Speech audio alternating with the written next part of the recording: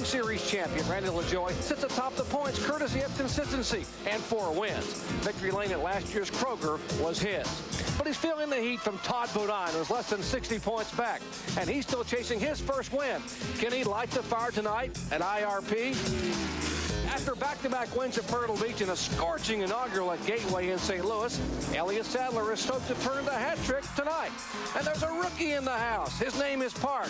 His owner's an Earnhardt, and he's already ignited one victory lane celebration this year. I'm hot. I'm hotter. I'm the hottest. But I have driven the road to the championship. Stay tuned. Speed World is ready to heat it up next.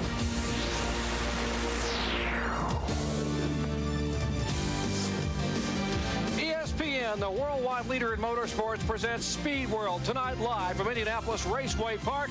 It's the Nascar Busch Grand National Series 16th Annual Kroger 200. Our temperature 77 degrees, humidity 62%, and we have clear skies. Hello, everyone. I'm Jerry Punch. You know, last week the summer sizzle hit us big time in St. Louis. We talk about Gateway International. These NASCAR Busch Series competitors had to deal with not their colleagues, but the climate. Folks, the heat index, that's a combination of heat and humidity, 115 degrees. The track temperature, 160-plus degrees. But tonight, we're night racing, and what happens at night? The stars come out. The first star we're going to introduce you to is the man who's been here all 3 nights as part of Kroger Speed Fest. Here's Dave Despain. Hey, it's been fun down here on pit road for the last 2 nights, and now we're getting set to wrap up this 3-night Kroger Speed Fest with the Kroger 200. One of the most fun things about this has been that in addition to ESPN and ESPN2 bringing the show to your living room, we've also been here live with all the fans at Indianapolis Raceway Park on that big Jumbotron screen, and I want to know if you folks in the grandstand have enjoyed these last 2 nights of racing here. It's been a ball. But now we got to start directing our attention to what's going to happen here tonight and the possibility that we'll see a bit of history made. Elliott Sadler wins at Myrtle Beach. Elliott Sadler wins in St. Louis in all the heat. And if he wins it tonight, he's the first driver in 10 years to win 3 straight in this division. How confident are you feeling? I think so. We got an awesome race car. You know, we kind of messed up in qualifying a little bit. And, you know, it's tough here to pass at IRP, but we got a good enough car to do it. And if we display a little patience tonight, I think we might see us fill up 66 Chevrolet in victory lane tonight. I'm sure you also have a terrific strategy for gaining that all-important track position. It's top secret, unless, of course, you want to reveal it right now to all these fans and all the folks at home. No, I think it'll be top secret, and, you know, if I tell the fans that now, they might want to go home, and I want to see these guys hang around for the whole race, and we're going to try to put on a good show for everybody here at Indianapolis, and I'm just looking forward to it. It's one of my best tracks I think we can run at, and if we got a little patience tonight, a little good luck, we might put this thing in victory lane. That's Elliott Sadler. Let's go to the front of the field. Bill Weber with the pole sitter. Well, 1 year ago, Randy LaJoie came here, won the pole, won the race, pulled within 29 points of David Green, and went on to win his first Busch Series championship. Tonight, Randy LaJoie is back on the pole, leading the points, looking for win number 5 of the season. Can it come here? I sure do hope so. I want to say hi to my wife and Casey and Corey at home, guys. Miss you, and be home tomorrow morning, probably tonight. But this Base Motorsports Phoenix Chevrolet is running really good. We had to really put a lot of emphasis in qualifying up front. It's a hard little racetrack to pass on. It's a lot of fun of you out front, so I need to try to stay there. Good luck tonight. Randy LaJoie leads Todd Bodine by 58 points. LaJoie with a good qualifying run, Bodine with a poor one. Just one of many battles you're going to see tonight. Hello, everyone. Jerry Punch, along with Brett Bodine, who's subbing for Ned Jarrett, who's healing back in North Carolina after a little bit of surgery. And, Brett, you've been here before. Tough racetrack to race, tough racetrack to pass. Extremely hard to pass. You know, these guys that are marred back in the middle of the pack, Todd Bodine, Elliott Sadler, Phil Parson, they've got their work cut out for them tonight. All right, a point battle at stake. And let's show you the points after 20 events on the 30-race, $10 million tour. There they are. Todd Bodine, 58 back. Phil Parsons in third for 6 consecutive weeks. Then Park, McLaughlin, Sadler, Jones, Sawyer, LePage, and another Sadler, Hermie, overall in the top 10. Now, what about this point race we're talking about? Todd Bodine. There's Todd Bodine. He starts way back in 21st spot. What a tough week he's had here in qualifying. He really has, and I don't think he's really confident in his car yet tonight. Hopefully, changing the conditions from daytime practice and qualifying to tonight, little cooler temperatures, maybe his car will hook up. Well, he struggled last week, finishing 24th in St. Louis, lost an additional 21 points. Now you saw he's 58 points back. And how about this guy making a debut tonight? How can Tony Stewart be debuting at Indianapolis Raceway Park? He starts in the Shell Pontiac tonight for his car owner, Joe Gibbs. Joe Gibbs, exactly. All right, a lot of action this weekend. Kroger Speed Fest actually began on Wednesday night as Tony Stewart looked to be cruising on his way to victory. But then Jay Drake comes right across in a big collision. Who goes to victory lane? The guy who started dead last. Yeah, Kenny Irwin Jr. takes the win. Then the trucks came to IRP. Last night, the Cummings 200. Jimmy Hensley led 201 laps, but the restart saw a guy named Hornaday make the pass.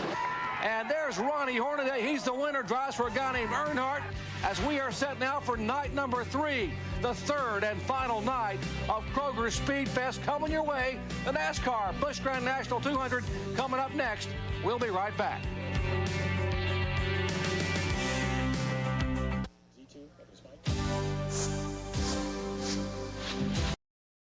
Are you like the millions of Americans who have had their auto insurance rates go way up over the past year? If you give me the next 90 seconds of your time, I'll show you a free way to use our speed road coverage of the NASCAR Busch Grand National Series Kroger 200 from Indianapolis Raceway Park is being brought to you by Quaker State, the quality your car deserves. By Shell, moving at the speed of life. And by Suzuki. Your Suzuki motorcycle and ATV dealer has the ride you've been waiting for and the financing to get it.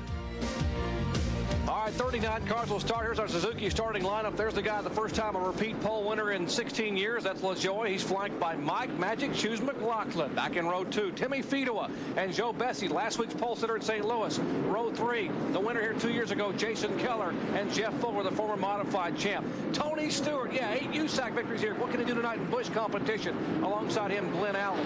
Nathan Butke and Matt Kenseth out of the ASA ranks back in row 5. Row 6, there's Tracy Leslie and the car number 7 back in row 6, Danny Edwards Jr.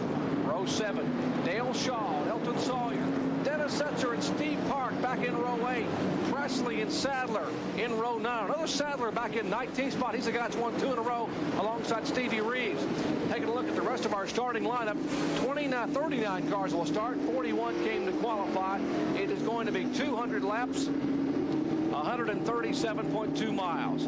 In-car cameras, Randy LaJoie and our FINA in-car up on the front, and behind we have 7 in-car cameras. Behind him, Mike McLaughlin, actually alongside him. There's Mike Magic Shoes in the Royal Oak Chevrolet.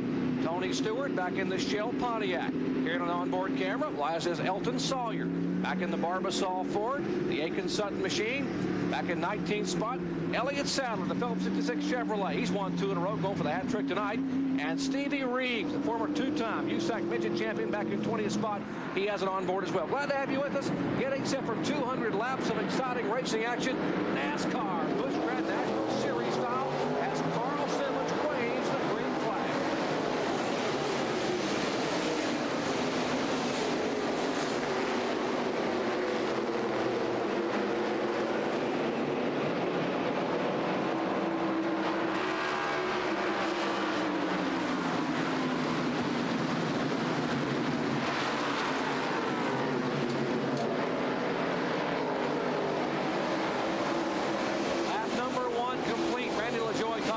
Concerned about getting to the outside. There was only one significant group, and it's up high, but he made it there early. McLaughlin back in second. There is Bessie in third, and Fedua thinking about sneaking a pick to the inside. Thinks better of it. Yeah, he's trying to check in on the inside there, and he just didn't have enough room to get underneath Bessie. Here's Tony Stewart riding along with him a moment ago. Average speed here in qualifying over 110 miles an hour. They run right over our tread cam. They come right at you down into turn 1. There's Fedua back up underneath Joe Bessie trying to get by on that low side. Boy, he's got a lot of hard work. He out-breaks him getting into turn 3. Timmy Fedua finished 4th here a year ago. There's the big gap between McLaughlin in second and Fedua back in third. Then comes Bessie and Jeff Fuller, who's done a whale of a job in Mike Laughlin's car number 45. He sure has. He's turned that team really right around and really making a hard charge to the front now, trying to get by Bessie himself. That would be for the 4th position, talking about the 45 Hunter Specialties car. He does nudge to the inside a little bit of Bessie's on the outside group, and now trouble up in the back straightaway. The car number 22. Scott Legacy. The 11 car back there also. That is Larry Pearson, the former 2-time national champion. He's involved. But as you said, Brett, pretty heavy damage in the 22 car, Scott Lagasse. Yes, he looks like he's hit the front end awfully hard, and Larry Pearson's got some damage on the left front also. First caution flag tonight. Pearson, 41 years of age, former two-time national champion, and a former winner here. Difficult because you exit these corners, you pick. If you just happen to get in the wrong lane at the wrong time, it's not hard to fall back. And word is from the Sadler pits, the car number 29, that he did not touch Lagasse. They're saying he had no contact with Lagasse, so they're going to call off the green flag while they get the car and the tracks all in order. And while they call off the green, we'll pay some bills and come back with green flag racing from IRP in a moment. I'll jump ahead again. Just a little congested. I'm the scramble that Brett Bodon's For the first 2 laps, now first caution lasting 7 laps. You haven't missed a thing except maybe the fact that Joe Bessie might get past here. Bessie trying to hang on. You're riding along with Mike McLaughlin, and he's looking at the windshield of the guy who leads this thing early on, and that is Randy LaJoie. Looking back now at Tim Fedewa coming off the 4th turn.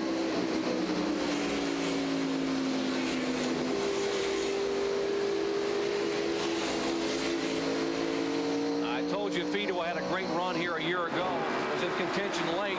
Ended up getting a top 5 finish, but here's the 33 car as he tries to make a look inside of McLaughlin, who has the high road and will hold him off. Let's check in the pits with Bill Weber. Well, out on the track, Brett, Todd is not very happy. His car was loose for the first 2 laps, now very, very tight.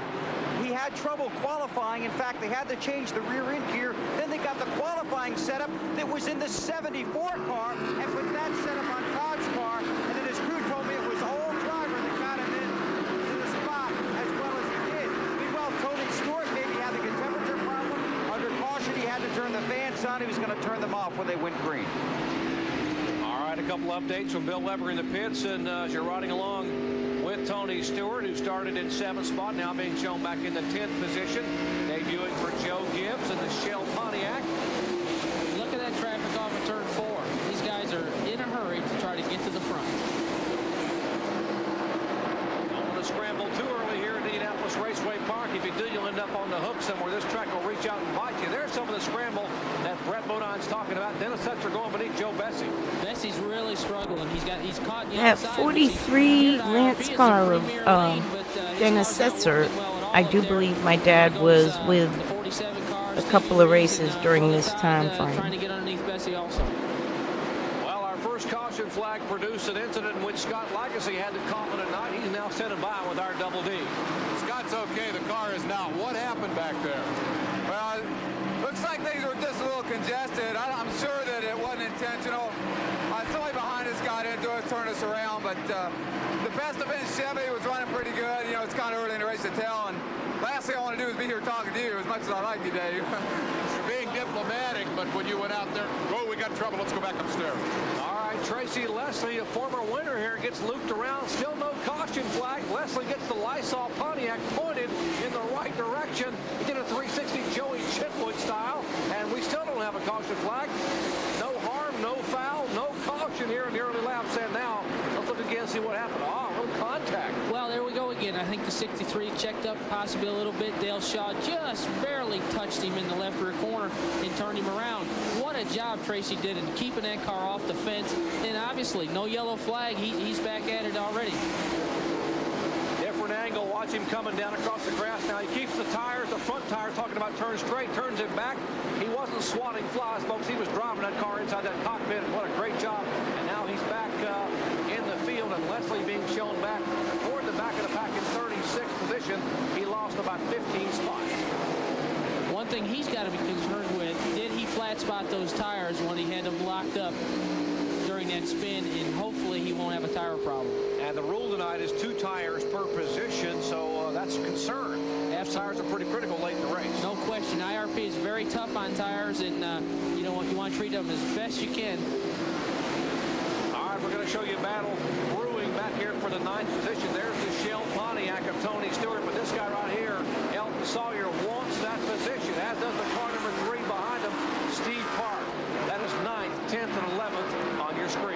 see Elton really driving the car down in the corner, trying to make ground on Tony Stewart. But, you know, Tony's got a lot of experience here.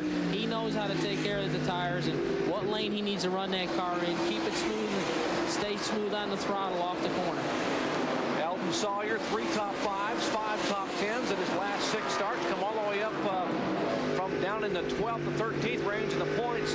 Now sits 8th overall. As you look out the back of the Barbasol Ford, there is Steve Park, who's gained 5 spots here in the first 23 laps.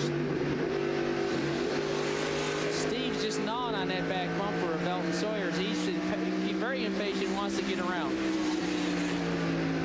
I believe there's someone named Earnhardt sitting back watching this thing from across town saying, okay, young man, just be patient, now make your move. Be patient. There'll be plenty of time and plenty of room later on. Well, he's going to drive it down in the first turn underneath him, trying to get a bite on the bottom. He's got a good run coming off of turn 2. He cleared Elton Sawyer. All right, he did indeed make the pass. That was for 10th position. As Park now being shown in 10th spot, you look out the windshield of Sawyer's Barbasol Ford. Up front, toward the front, battle for 4th. Jeff Fuller slips high. Jason Keller trying to get the Slim Jim car beneath that for position. Can't quite make the pass. Can't quite get a hold of the racetrack coming off of turn 2. Trouble in turn 4. One car backs it up toward the wall. Still no caution flag. And now Carl Simmons said, yeah, I got to throw the caution flag because he's actually up in the groove up high. That's Mark Crow in the 80 car. Bounced off the wall up in turn 4. Clearwater Forest Industries Chevrolet for Mark Krogh, bringing out caution flag number 2, and there's the repair work that's been done on the car number 11 of Larry Pearson, the Curtis Key Motorsports machine. And there's the car number 80 that brought out this caution flag with a little bit of a spin and a touch of the concrete in turn 4.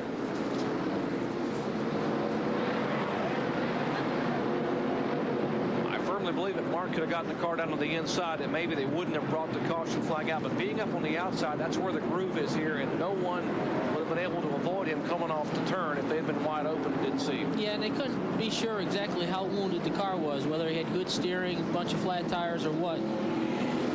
All right, second caution flag coming earlier tonight.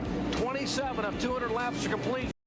Just lost it right at the end of the straightaway, but here comes race. Obviously a lot of damage now to his car. He had already reported that he had water temperature problems. They were concerned about that. Ironically, the man he was racing against there, Steve Park, had told his pit crew he had no tension in his brakes and had to jam the pedal all the way to the floor. Well, a couple of up-and-coming young drivers apparently getting together. A little bit of a tangle over there, and Tony Stewart driving with that broken left hand. Couldn't quite get the car right. Look again, see if we can see what happened. Just contact coming off the turn 2 there. Steve Park looked like might have slid up into the 44. Tony Stewart, and Tony almost had her saved and just lost it right at the end of the straightaway. But here comes trouble. A whole pack of cars.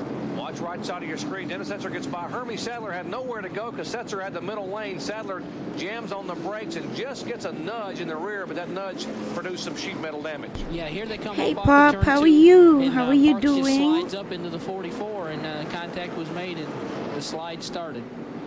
All right, Stewart trying to hang on. I was watching this race there a couple nights ago and never got to finish it. It looked like a cool one.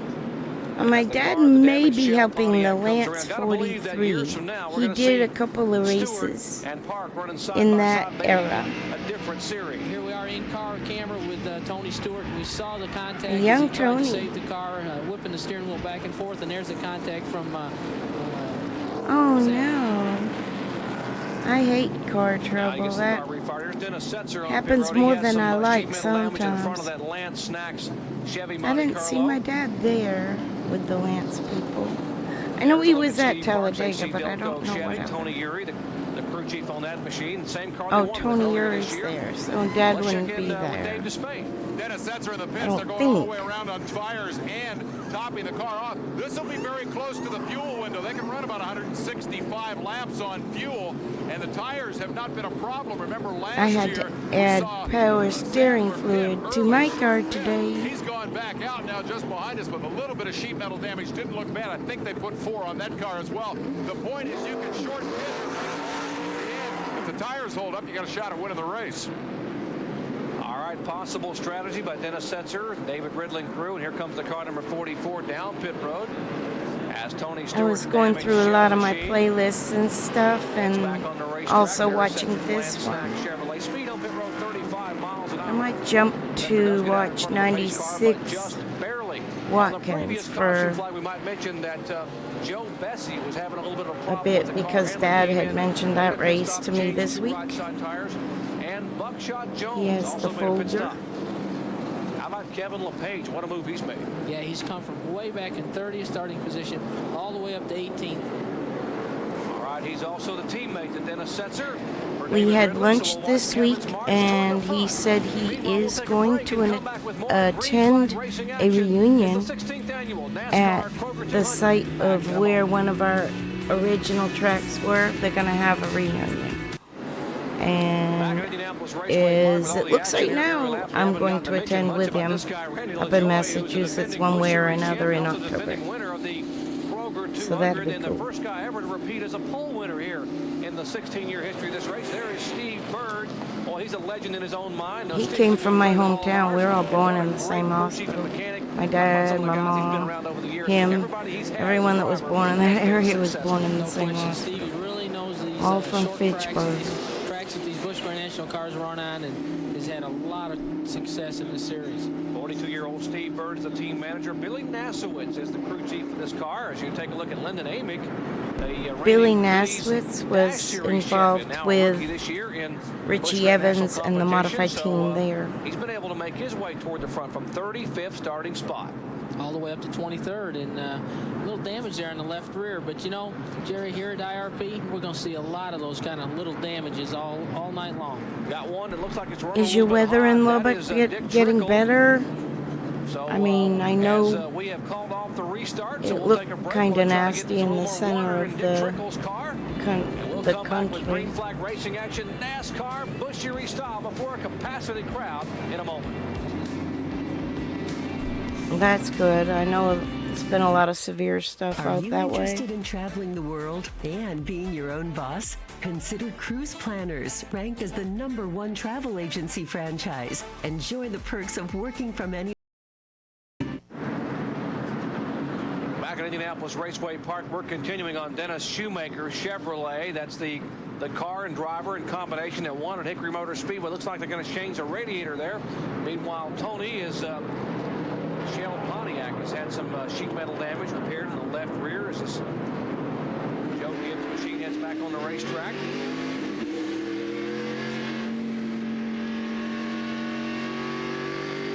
Riding back with Tony. His in-car camera, one of 7 on boards. We'll be watching and riding along with tonight here at IRP. I was just looking, this is August 1st, this race ran back in 97. Quite a few events. And a spin under caution. Under caution, Mark Croak says, I did it there into the green. Maybe I can figure out what went wrong. Got to believe that maybe he's got a tire going down. Yeah, left rear tire. That's not going down, it's gone. And a lot of damage done to his car on that spin. He didn't have that damage done previously. Yellow flag is back out. All right, as you watch Mark Croak try to get his car back to pit road, they're waving the yellow once again. Let's check in on the Tony Stewart pits. With Brian Frazier, the crew chief for Tony Stewart. Your car's got a lot of damage. Did he tell you what happened out there? Yeah, he said he's just trying to run his pace there, and calmed down a little bit from a minute ago, but said he just didn't try to give a 3-car all the room he could, and he was like he was wanting to win the race here in the first 30 laps. We were just going to try to get us a good finish here and get Tony as much laps as we could and get started here tonight, but got a long road to hoe, but we're still on the lead lap. We're going to try to get back up there. He's got that injury to his thumb, Brian. How hard is that car going to be for him to handle? I think everything's pretty much just cosmetic, other than our spoiler's not. We don't have much spoiler right now. It's knocked way down. We're just going to have to wait and see when we go back green how loose the car is or not. So we were a little tight earlier, but maybe this may loosen it up a little bit too much. But we're just going to give it our best shot. He's going to run hard all night and see what we can do. Okay, and he's brought the Shell car back here to pit road. They're going to work on it and send it back out. These guys were very, very disappointed about what happened on the backstretch. All right, let's check in with Dave Despain. Dave? Hermie Sadler has just made his sixth pit stop under this sequence of yellows. He's got terrific damage to the right rear. The crush panel is broken, and they're getting smoke in the car. They finally got the thing clear of the tire, so it's not hurting the tire anymore. Hey, Jack. Good to see you. You think you got it fixed? Is it okay to run now? Thank you for stopping by. We got a little sheet metal damage there when the car spun out. We kind of got into them a little bit, but I think we'll be okay. This is Indianapolis Raceway Park. Hey, Father. What's up? Very late. 6 pit stops under that yellow. All right, then there's the Luxair Chevy. Glenn Allen, who was overcome with heat a week ago in St. Louis, had to be taken to a nearby hospital and checked out. I might can put on my camera. I was a little shy. Getting some right side tires on the Power Team Chevrolet. Top of your screen, Tony Stewart comes back in again. As I hadn't done no makeup or nothing. Was telling Bill Weber about the car. I know how vain. They're doing some adjustments underneath that car. Bessie's car. Can't quite tell what to do. Almost looks like they're working on the trailing arm. They might be cocking the rear a little bit, trying to adjust the handling of that car. Joe is falling back in a hurry, and evidently they need to do something drastic to fix that okay. car. I can be in the chat like this. I'm just a little bit skanky today. Coming your way tomorrow from the Brickyard. Ernie Irvin gets his first Busch pole of the 1997 season. Nemechek front row. I wasn't going to turn it on unless someone came by. Dale Jarrett Yates has cars first and third. How about DW? Darrell Waltrip qualified fourth. Take a look at the top 10. Row 5, by the way, is Thank all you. shoulders. That's Earnhardt Skinner, Rudd Schrader, David Green, and I really didn't do nothing but put my hair up. Robbie Gordon, Bobby Ample, went to the store. Wally Dallenbach, came and home. Awesome Bill. $1 million Bill Elliott starts 15. 43 cars will Been start in overtraining, You're so starting I'm back in the just back of the pack chilling, there, back in watching some 42nd racing. spot, but a lot of good cars went home. Absolutely. We struggled in qualifying as other teams did, but we feel like we've got a This great is race 1997. I was actually in Indiana in 97 for this race, but I was at the Big Indy. I was scoring for the QVC car on the Sunday, but I flew in on Saturday, so I don't know. We were probably at dinner. At dinner. I remember we drove around and looked at some shops before dinner. That's not the place to be at IRP. Out on the bottom of the racetrack, there's Stevie Reeves. He is stuck up high in the car. It's a lot of really young people. Like, this is Tony Stewart's debut race. Now Stevie waving apparently has a problem. Oh boy, that's not good. Don't hit him. Right in front of Phil Parsons, and Phil Parsons jammed the brakes on. I don't like it when they hit him. I don't know how he missed him. Still no caution. Like I said, I think my dad worked a few races for the 43. It's 97. In less than 50 laps at this pace, He started out at. We told you it gets wild and woolly here at IRP. It certainly He does. started But you know, it looked like Stevie had a tire at going the down or Spam something. 91 car for like 2 races, and it was just not a good fit. And he left there, and he helped that 43 a little bit with the Lance team, because he knew Lance guys from Moroso. And then he will end up working for Kenny Wallace by Bristol in the 81 Cup car with the Square D. And I think there's a picture around my banner that might be like that way. That way. That way.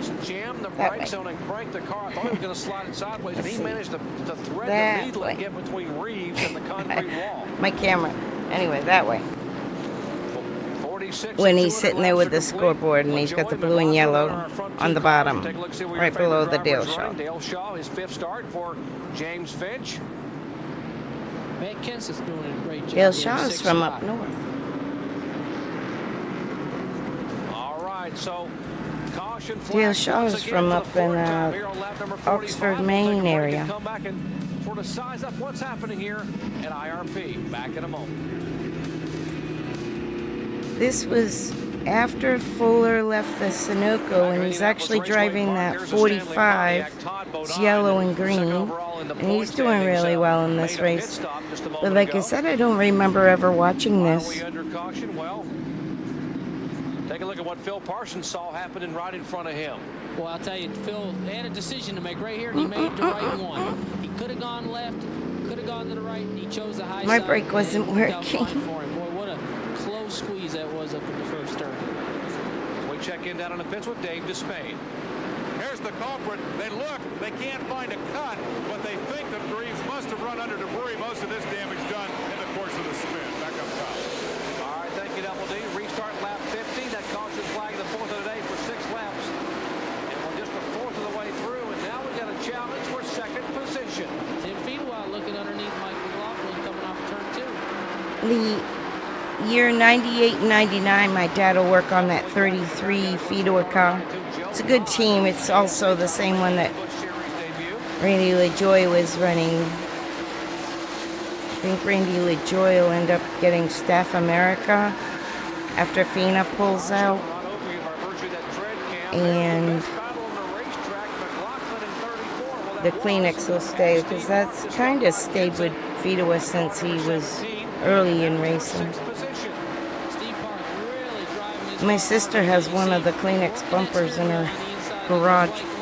It's cool. If I had a bigger place, I'd hang it up behind me.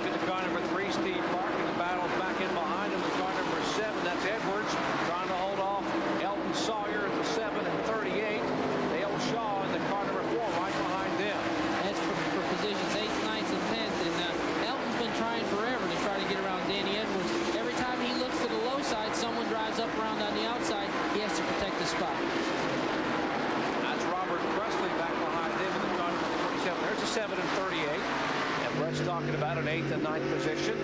Now you're right along with Elton Sawyer. Show you his progression. 11th spot back on lap 11. He's gained a couple of spots here just past the 50 lap mark. My Fitbit caught up finally. Cool.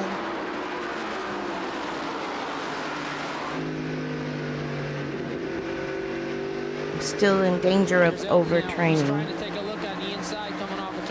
I did too much work this week. I've done nothing for 2 days but the minimal.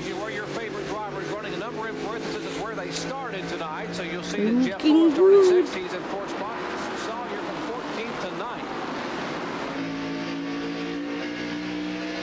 Here's a look from Tony Stewart's car. He's trying to work his way back up through the field, and he is in heavy traffic right there following Glenn Allen Jr. Now those two cars had made pit stops, and they've got fresher tires on than everybody else, and that's why you might see them slowly work their way back up through the field. And for you Tony Stewart fans, he did not lose a lap in that incident, that contact. He is back in 25th position, but still on the lead lap as he battles for position there right behind Glenn Allen.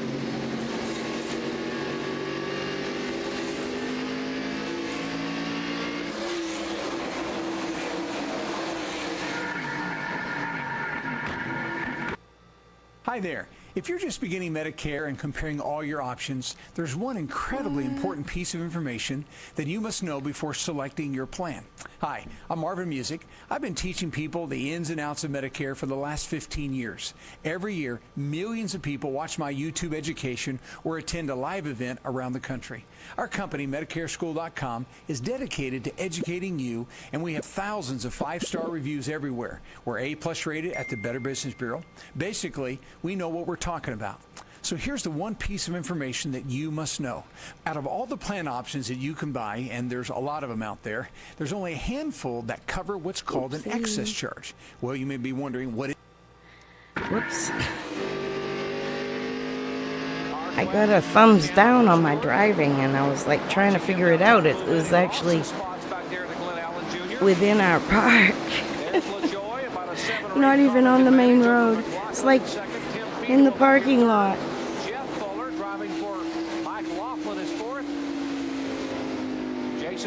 Okay, that Mike Laughlin car, I heard a story on that one. He had gotten in a wreck, I think, at Talladega and got some burns. And at about the same time, Robert Presley went to the 47 Sunoco car, and Jeff went and took over for Mike Laughlin. Well, Ellie Mae's really hooked up tonight. He's really out there cruising, leading the Kroger 200. As you all know, I keep up with where our modified from New England drivers end up as well. Even still today, I watch Stafford, one of my old home tracks, Menard, Knoxville, Thompson. Seekonk, I watched that this weekend. That was my home track between 1967 and 1971. I've been writing, and I've been writing on Substack. I could maybe bring that up and look at that in a little bit. Or I might just play races. I was gonna do a longer stream, even if like you want to lurk. That's cool too. If you got a race, I know my son's racing tonight, so I may or may not stay online. I think he's racing Moon Car Light. I think. He almost did good last week. He ran 4th up until the last lap, maybe? Or 9 to go, or I don't remember. They all run together. He didn't win.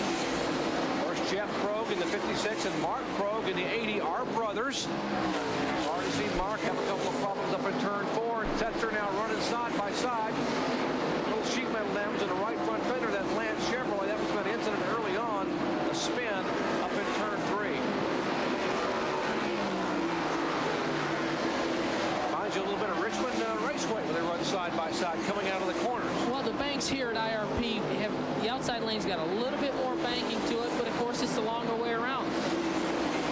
Then his sets are working that low groove. It's a little flatter down there, a little shorter way around, but it's hard to get the car hooked up on the bottom. There you see him just a little bit loose coming off, can't get the power to the racetrack. BRB. In the 56 car, he can just sit up there and ride in that outside lane, taking advantage of that banking.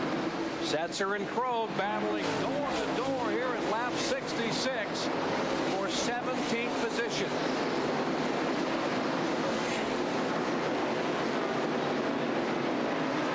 And now Setzer able to make the pass. Krogh just a little bit coming into turn 2. That gave Setzer the advantage to be able to get the car to the outside. And now Setzer pulls him by 2 car lengths.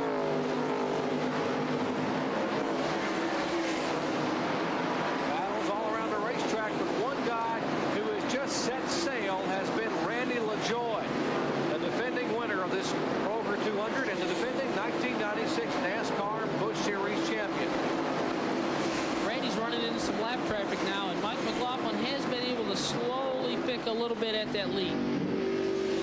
All right, while LaJoie leads, we'll ride along and show you the top 15 here after 68 of 200 laps. Back with more from IRP in a moment.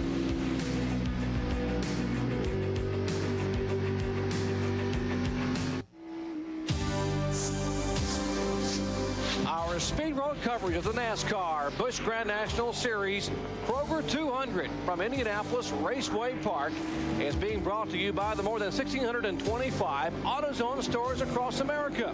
AutoZone, the best parts in auto parts. By Team Monte Carlo, Chevy, the cars more champions trust. By Daytona USA, the ultimate motorsports attraction. And by Haviland Formula 3 Motor Oil. Add more life to your car. Back in Indianapolis. Indianapolis Raceway Park. LaJoie and McLaughlin, a couple of Wiley Busch Series veterans. That's the way they've been since they dropped the green flag. LaJoie leading McLaughlin by about 10 car lengths. There's the view from Magic Shoes windshield. We're talking about Mike Magic Shoes McLaughlin. That's his nickname back in the old modified days. Absolutely. But you know, Randy LaJoie has really checked out on the field everyone but Mike McLaughlin. Mike has kept that gap right around 0.8 of a second now for the last 30 laps. And he has now opened up a tremendous gap back to third place Tim Fedewa, where there's a great battle for third, fourth, fifth, and sixth. That's the interval back to McLaughlin. As you mentioned, battles all around the racetrack. Third is Fedewa. Fourth, Jeff Fuller. Fifth is Jason Keller. There is Fedewa's Kleenex Chevrolet. Kleenex and Kroger on the quarter panel of that car. Sponsor of tonight's event here. There's the Hunter Specialty Chevy. Mike Laughlin-owned car. Jeff Fuller.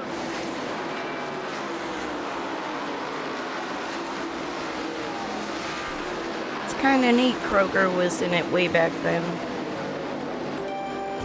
You see the car number 6 behind Fuller. That is Joe Bessie. He's being shown a lap down in 33rd position because of a pit stop.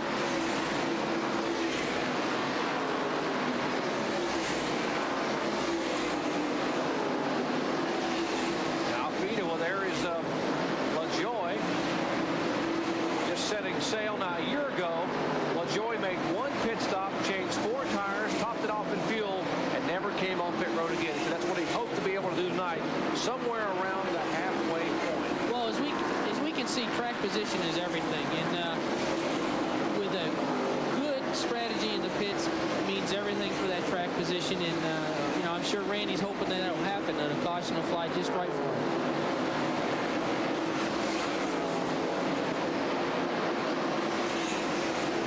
There is Fedewa back in third position. Basically, the front of the field has stabilized. While they're stabilized single file, we'll bring you one of our special ESPN track facts. Back for a minute. Definitely do. Track facts are brought to you by Quaker State, the quality your car deserves.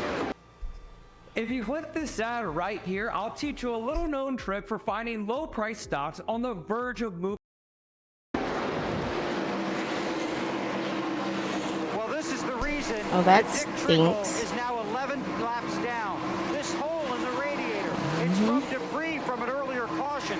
Trickle wasn't in the Stop crash, leak won't he was work. just in the neighborhood.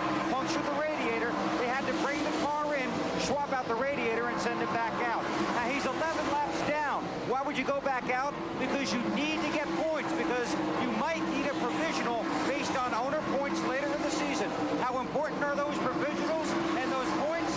Well, why don't we ask Brett Bodine? Brett, they're worth every one, aren't they? Oh, absolutely. You know, we had to use one today at the Brickyard to get in the show, but you know, when you race fans see a car going out there riding around with fenders tore off or whatever, they're trying to get all the points they can, because you never know when that might save you. Not necessarily for a championship, just to try to keep as high in the point standing as possible. Today I was the last provisional, the 4th provisional, and that's just due to the fact that our race team's been able to keep the car on the racetrack a lot of laps this year.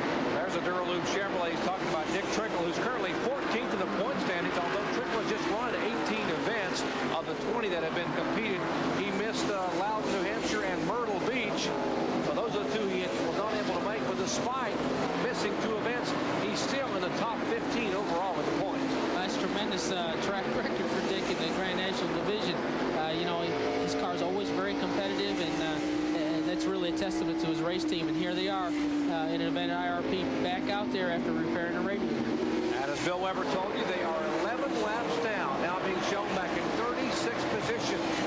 Only one car being officially shown as out of this event, car number 22, Scott Lagasse, involved in a little bit of a shunt early on at lap number 5, so he has called it a night.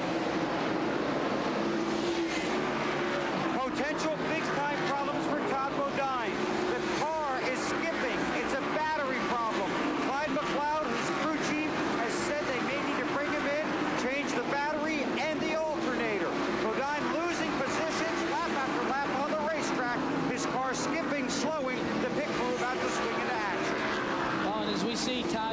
down to the bottom of the racetrack. Obviously, it's down on power, and the battery's making the ignition be very weak. Clyde McLeod, his wife Anne Marie, and stuff used to go to dinner with my parents, but I think they're all kind of part of the New England modified people.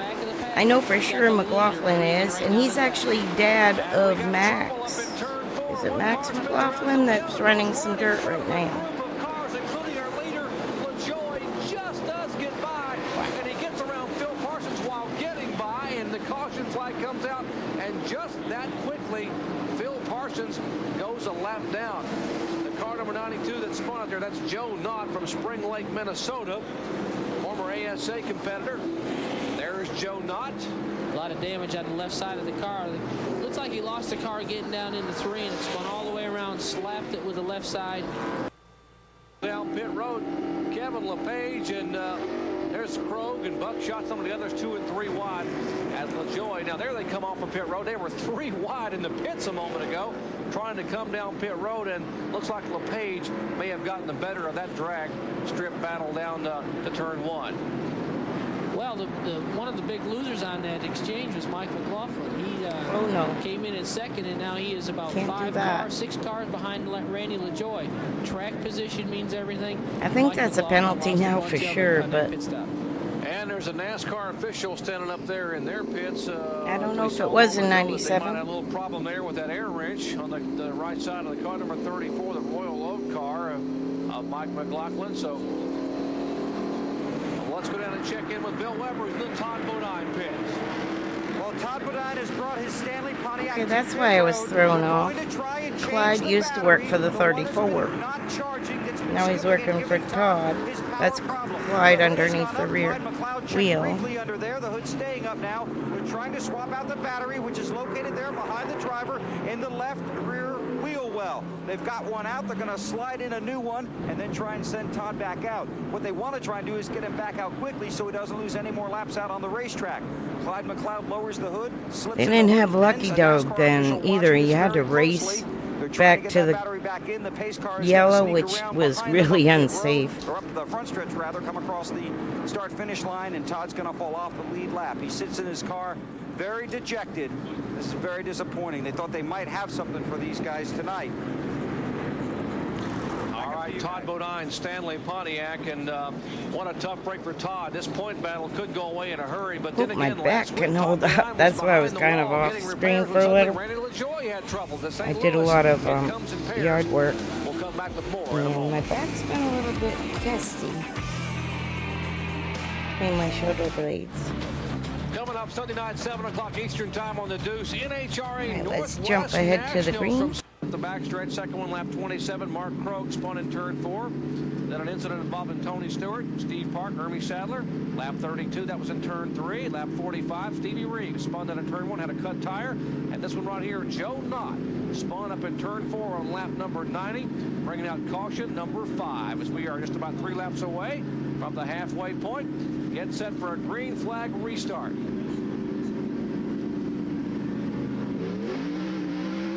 Must prevail in a situation like this, and a little banging going on the restart over there. On time in Indianapolis Raceway Park, and folks, we're not even halfway through for the night. That was lap 97 right there.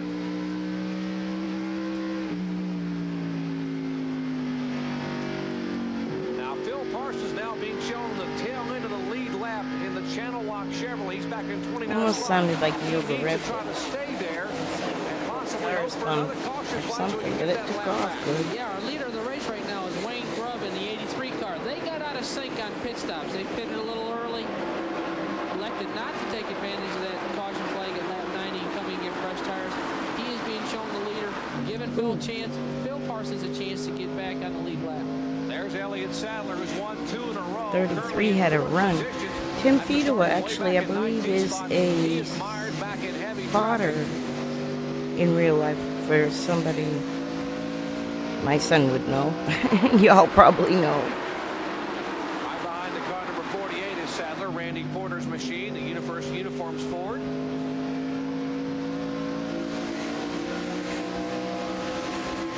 Look back Dean Sadler out the rear bumper cam. That's the Trying to Luxair sit up, machine. Last year's stretch Rookie of my the Year in back. Busch Series competition, Glenn Allen Jr. And just to his inside, there's the man who was the pole sitter and has dominated this race through the first 90-some laps, Randy LaJoie. Randy drove right in underneath Glenn Allen going into turn 3, made it look awfully easy. Of course, he's got those fresh tires on right now. Oh yeah, I believe he is. Yeah, both the Sadlers were very nice. I had seen Hermie Mort in the pits because he was there. Like I said, that this is IRP with the Busch Grand Nationals at. But I was across town because I was with the 7 car. So it's actually probably one of the first times I'm watching it. Oh yeah. They're in Virginia. Currently being shown in 5th position. Our leader, the car number 83, that is And I think Elliott, one of them or both of them have an iRacing team. Pretty darn sure. Trying to get underneath Randy Porter and Randy LaJoie doing the same I'm to gonna him. put this blanket on my lap because then I can rest my elbows on it. And that's how he got it back up at the head of the I overdid my back this week. Looking back at Jeff Fuller. That's why I was chickening out about having the camera on. Are still battling hard. Our AutoZone race recap. Because they won't last too long sitting up. He has led 12 of 103 Straight laps. over. There have been 1 lead change, 5 cautions for a total of 34 laps. Average speed is way down, 67.102 miles an hour.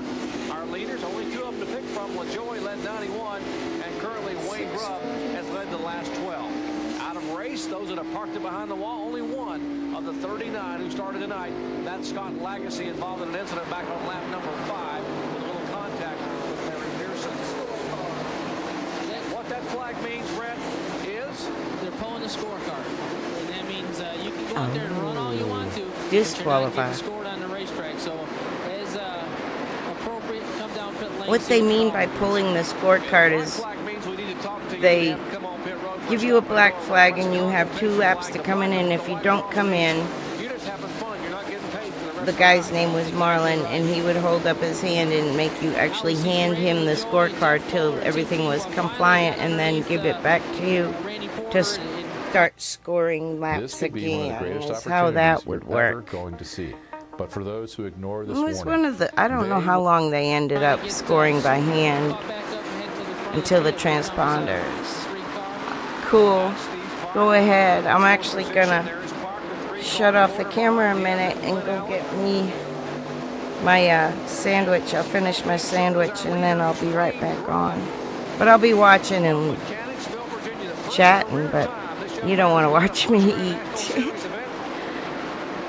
That's yucky. He is pulling away from the second place car. And Bill Parsons trying to hang on right in front of him, hoping for a caution flag. We'll come back with more live green flag action from Indianapolis Raceway Park in a moment.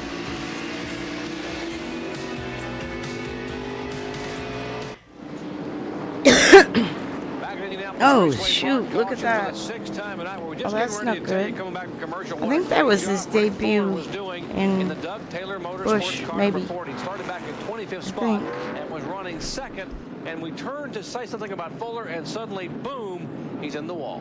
Well, it looked like possibly a tire cut down going into the first turn. He was running a great line and went down into the corner, and as you can see right there, the sparks flew, and he had no way to get the car stopped in time, get it turned in time, and miss the wall, and very unfortunate. He was having a great run.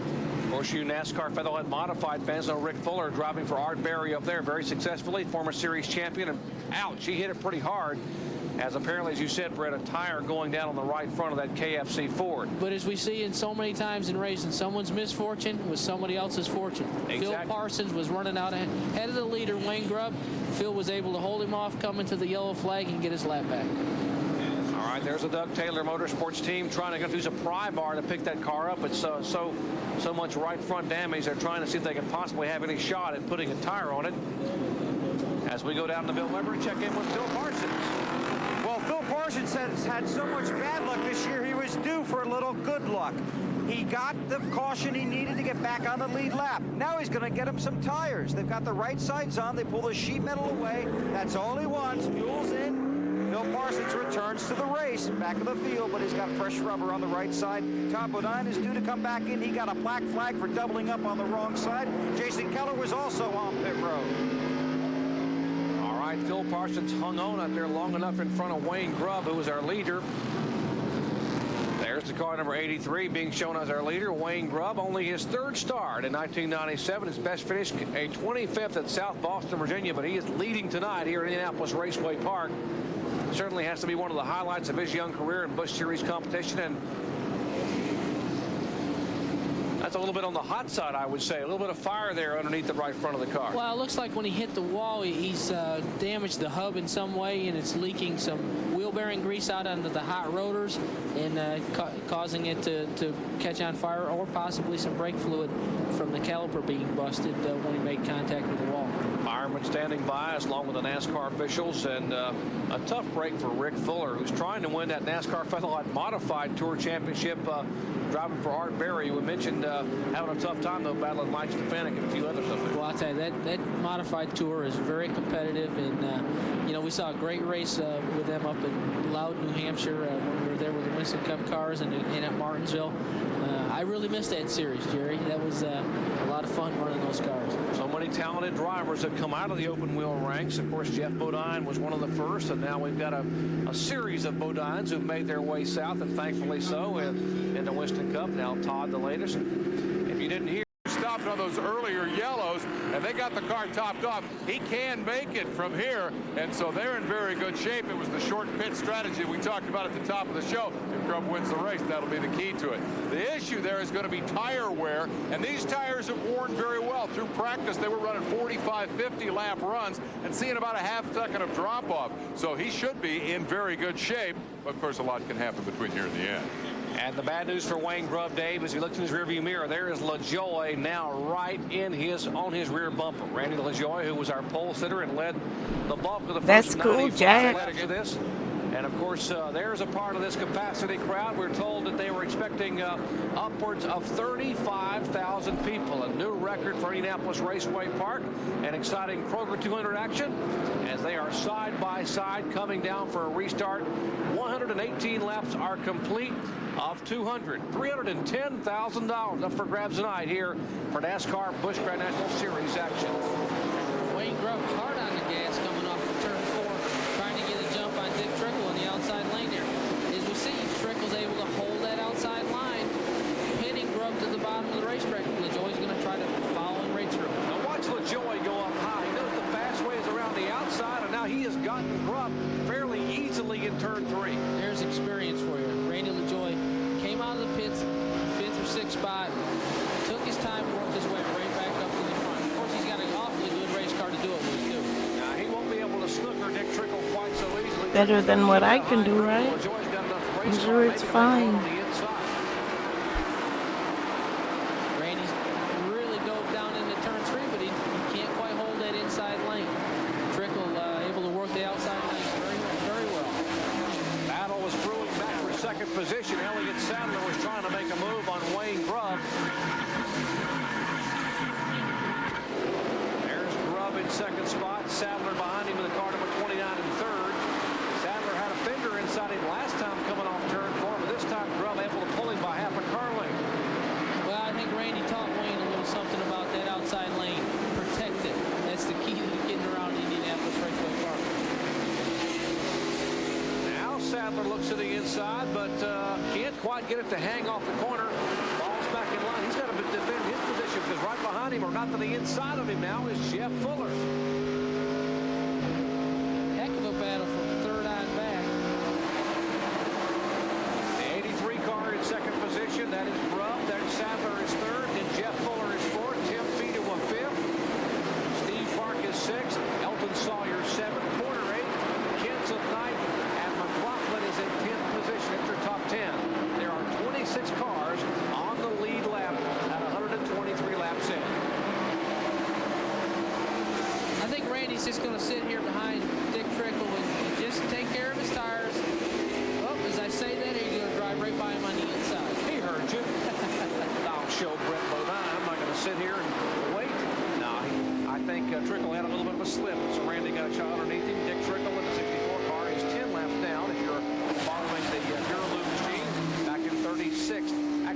7 laps down now with that pass by LaJoie, back in 36th position.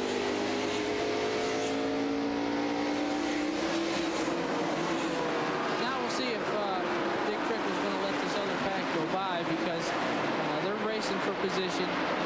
Dick's a lot of laps down, and see what happens here at the front of the field. These guys have kind of separated themselves from the rest of the field. Take a look at Steve Park, who didn't qualify real well. As you look out of the Barbasol in-car camera, the Aiken Sutton Motorsports machine of Elton Sawyer. Sawyer twice has finished second here at IRP. Always runs well on this 5/8 mile facility. He's being shown back in the 7th position, looking up at the 6th place car of Steve Park in front of him. I started to say a moment ago, none of these cars in the top 10 are able to make a run and make a pass. Oh, left rear flat on Dennis Setzer's car in Lance Chevrolet.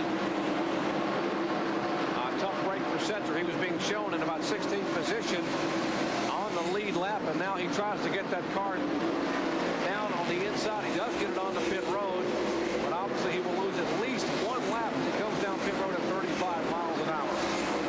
There's the Lance crew going to work on Setzer's Lance Snack Chevy. Setzer had pitted on lap 33 for 2 right side tires and fuel, and obviously they must have worn that rubber off or possibly ran up something and cut a tire down. And Mike McLaughlin hits hard. Hello, my name is Adam Ferrari, the Chief Executive Officer of Phoenix Energy. I look forward to you joining us at our next investor webinar, where you can drill deeper into here in the front stretch. McLaughlin gets completely sideways, comes across the racetrack. Oh, that's no good. Hey, Pops, glad you're back. I'm in the chat too. Me and Stelly are eating some Ben & Jerry's pistachio. I'll be right back. I mean, I'm here, but you can't see me eating.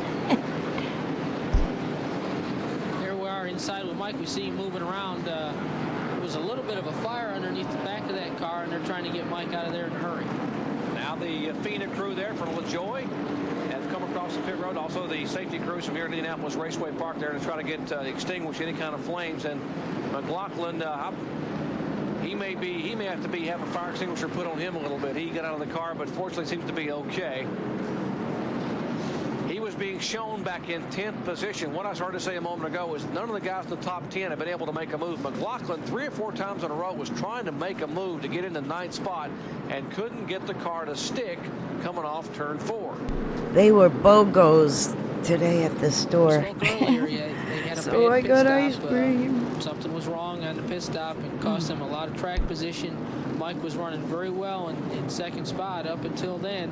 It got back in the pack, and now he's found himself knocked out of the race. You know, he had made such a march in the point standings the past month. McLaughlin 4 top 10s in the last 5 races. He had come all the way from 10th in the points, currently being shown 5th entering tonight's event, just 54 points behind Steve Park in 4th place, but obviously he will probably get a DNF here tonight, as we can now possibly try to show you again what happened to Mike out of turn 4. Well, it looked like he was in the high lane and might have just lost the car a little bit or drifted down in front of Robert Presley, and when it did, it turned him around in a hurry. Okay, Stevie Reeves is right around this area too. Look out the back of Stevie's car, see if we can see what happened out the back of the Big A Auto Parts bumper cam. I think Mike was trying to make a move on Stevie Reeves, pass him down on the inside, and didn't realize Robert Presley was inside of him. And when he turned left to make a move under Reeves, it run across the front end of Robert Presley's car. All right, caution flag number 7. Count them up, 7 thus far here at lap 131. So we'll come back with more from IRP in a moment. Former winner in Busch Series competition, getting that ride about a month and a half ago, 2 months ago, when Jeff Fuller and Geschecter split ways, parted ways. Fuller going over to Mike Laughlin's car, number 45. Robert Presley hired to drive that machine, and as Dave Despang told you, they're trying to pull some of that sheet metal away that's been rubbing that right front tire. That was the contact point where Presley and Mike McLaughlin came together. McLaughlin's car ended up spinning, bringing out caution flag number 7. As we work just past the lap 135 of 200 tonight.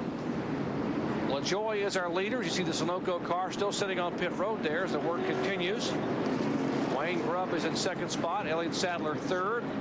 Jeff Fuller fourth. Tim Fedewa is fifth. All right, let's show you again what happened to produce this damage on the front of Robert Presley's car. Let's take a listen. Riding with Mike McLaughlin going up the back straightaway. He's behind Matt Kenseth. We see, they made contact, and Mike got a run on the 96 car, and the next thing you knew, the 47 was inside of him. He didn't realize he was down on the inside. Boy, that was a hard lick by Mike McLaughlin as Mike watched it on the replay screen. Let's go down and talk to him. Bill? Well, they got a chance to see it twice. He didn't want to see it once. What happened? I don't know. So they just started checking up. I wanted to go to the bottom, and just got tagged from behind. Tight racing. It's a short day for the Royal Oak Chevrolet. You got a lot of friends down here. Some guys got out there to help you get out. Yeah, I'll tell you, we're all competitive, but we're all one big family here. When something like that happens, there's a lot of people that be there to help. Okay, you're okay? I'm fine. All right, that's Mike McLaughlin. He's done for tonight. Back in 2 weeks in Michigan. All right, McLaughlin, 2 consecutive third-place finishes here. A second-place finish a year ago. It'll all come up for short tonight as that car heavily damaged, and there he is on pit road. There is the Kroger Vision. That is the new screen they have here in the infield for the people to be able to watch the race. They can watch the replays and the interviews during the caution flags. Great idea here at IRP. Back in a moment.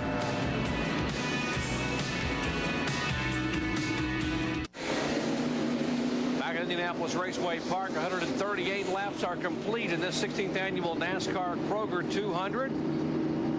Stop number 21. The girl that was hugging Mike McLaughlin, I grew up with her at the track at Seacon. Her name is Donna Delaire, but she ended up marrying, I think, Brett Scrucci.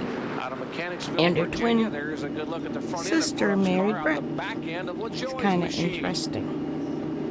And we got a little nudge from Grubb last time on the restart.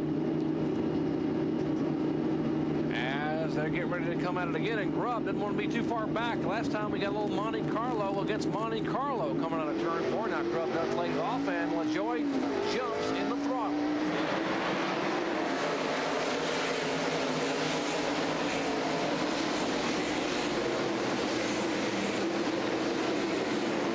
There's Jeff Fuller down on the inside of Elliott Sadler coming off the 2. He's in a hurry trying to get that third spot.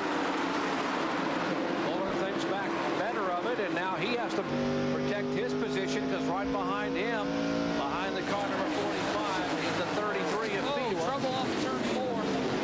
Several cars, big crash right here at the start-finish line. What the? Involved as the caution waves again. The 82 cars involved. That is Kevin Grubb, the 63. Tracy Leslie, the 48 of Randy Porter, 1 of Hermie Sadler, 44 of Tony Stewart. 85 of Shane Hall, and you mentioned the 1 of Hermie Sadler. The 82 of Grubb has come to rest up right at the start-finish line. Heavy contact and severe damage here on the restart at lap number 140. Look again. Let's see if we can see what happened as they came to the restart for the green flag coming out of turn 4. 3 wide coming out of turn 4, and there just wasn't enough room. Stevie Reeves squeezed the 6 of Joe Bessie up in the wall, and then with Joe Bessie checking up, everybody piled in. Stevie Reeves up there, Joe Bessie, those cars looking once again. As the leaders come down, LaJoie to take the green flag. Now watch right side of your screen, top. Boom, there's Bessie, Reeves involved. Here's Grubb coming across. Hermie Sadler, Porter, they get together. Shane Hall got right up on the 2 wheels and then hit Hermie Sadler in the driver's door. Again, from a low-angle shot coming at the start-finish line, there is Reeves and Bessie, and then it all breaks loose behind them. Here we are inside of Tony Stewart's car. He sees the accident happening. He's trying to find a spot to avoid it, and then the door closes on him. He's got nowhere to go and can't get stopped.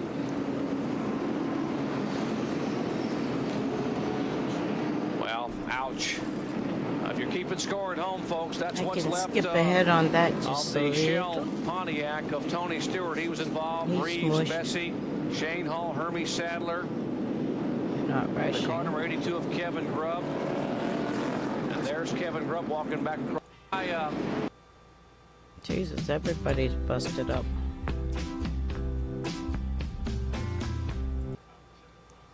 He has been...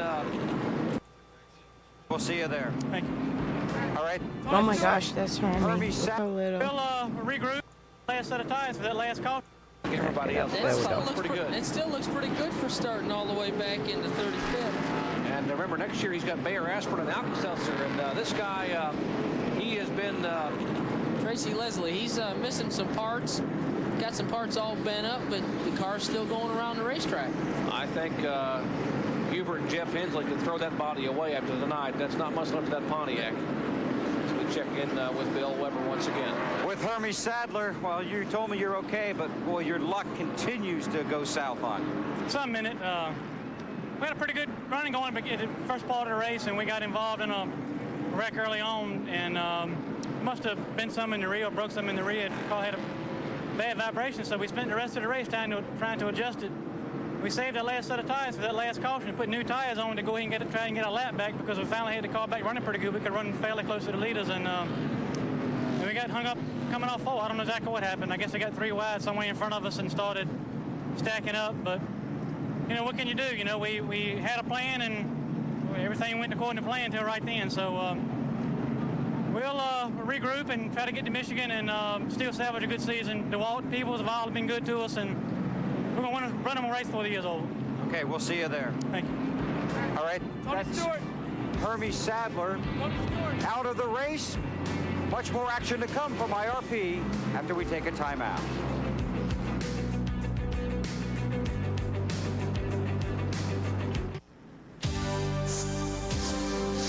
Our speed road coverage of the Nascar Busch Grand National Series Kroger 200 from Indianapolis Raceway Park has been brought to you by Shell, moving at the speed of life.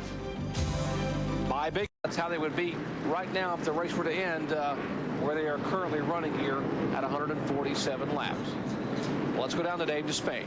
Been a great Kroger Speed Fest, but not for Tony Stewart, because his 2 efforts in the Kroger Speed Fest have both ended in exactly the same spot. This is where I talked to you Wednesday night after you got crashed out of the Silver Crown race. Now you're all beat up again. Talk about it. What happened? I just didn't pick the right hole. My spotter told me plenty early to get out of it, and I was out of it on the brakes, but not as hard as everybody else, and thought I found a hole that might be good, and it closed up in a hurry and just got caught up in it again. I'm not real good at picking holes off of 4 this week, it seems like. Yeah, I think we got your crashes confused. While you were talking about the stock car crash, we saw your open wheel crash. Obviously, this is a frustrating debut with the Gibbs team, but I see them still over here working on the thing, and you stayed in the cockpit a long time. You going to try to get back out there? Well, you know, if it was safe, but we knocked the brake line off, and we've had some pumps fall off, so, you know, there's a chance we could lose the motor going back out, and we're not sure if we can get the brakes fixed. But, you know, I can't thank Joe Gibbs and Shell and Pontiac and everybody on, you know, Bobby Labonte's crew for all their help this weekend, and they gave me a great race car. Just I got to learn the race car all over again. A very frustrating couple of days. What about the emotion you're feeling right now?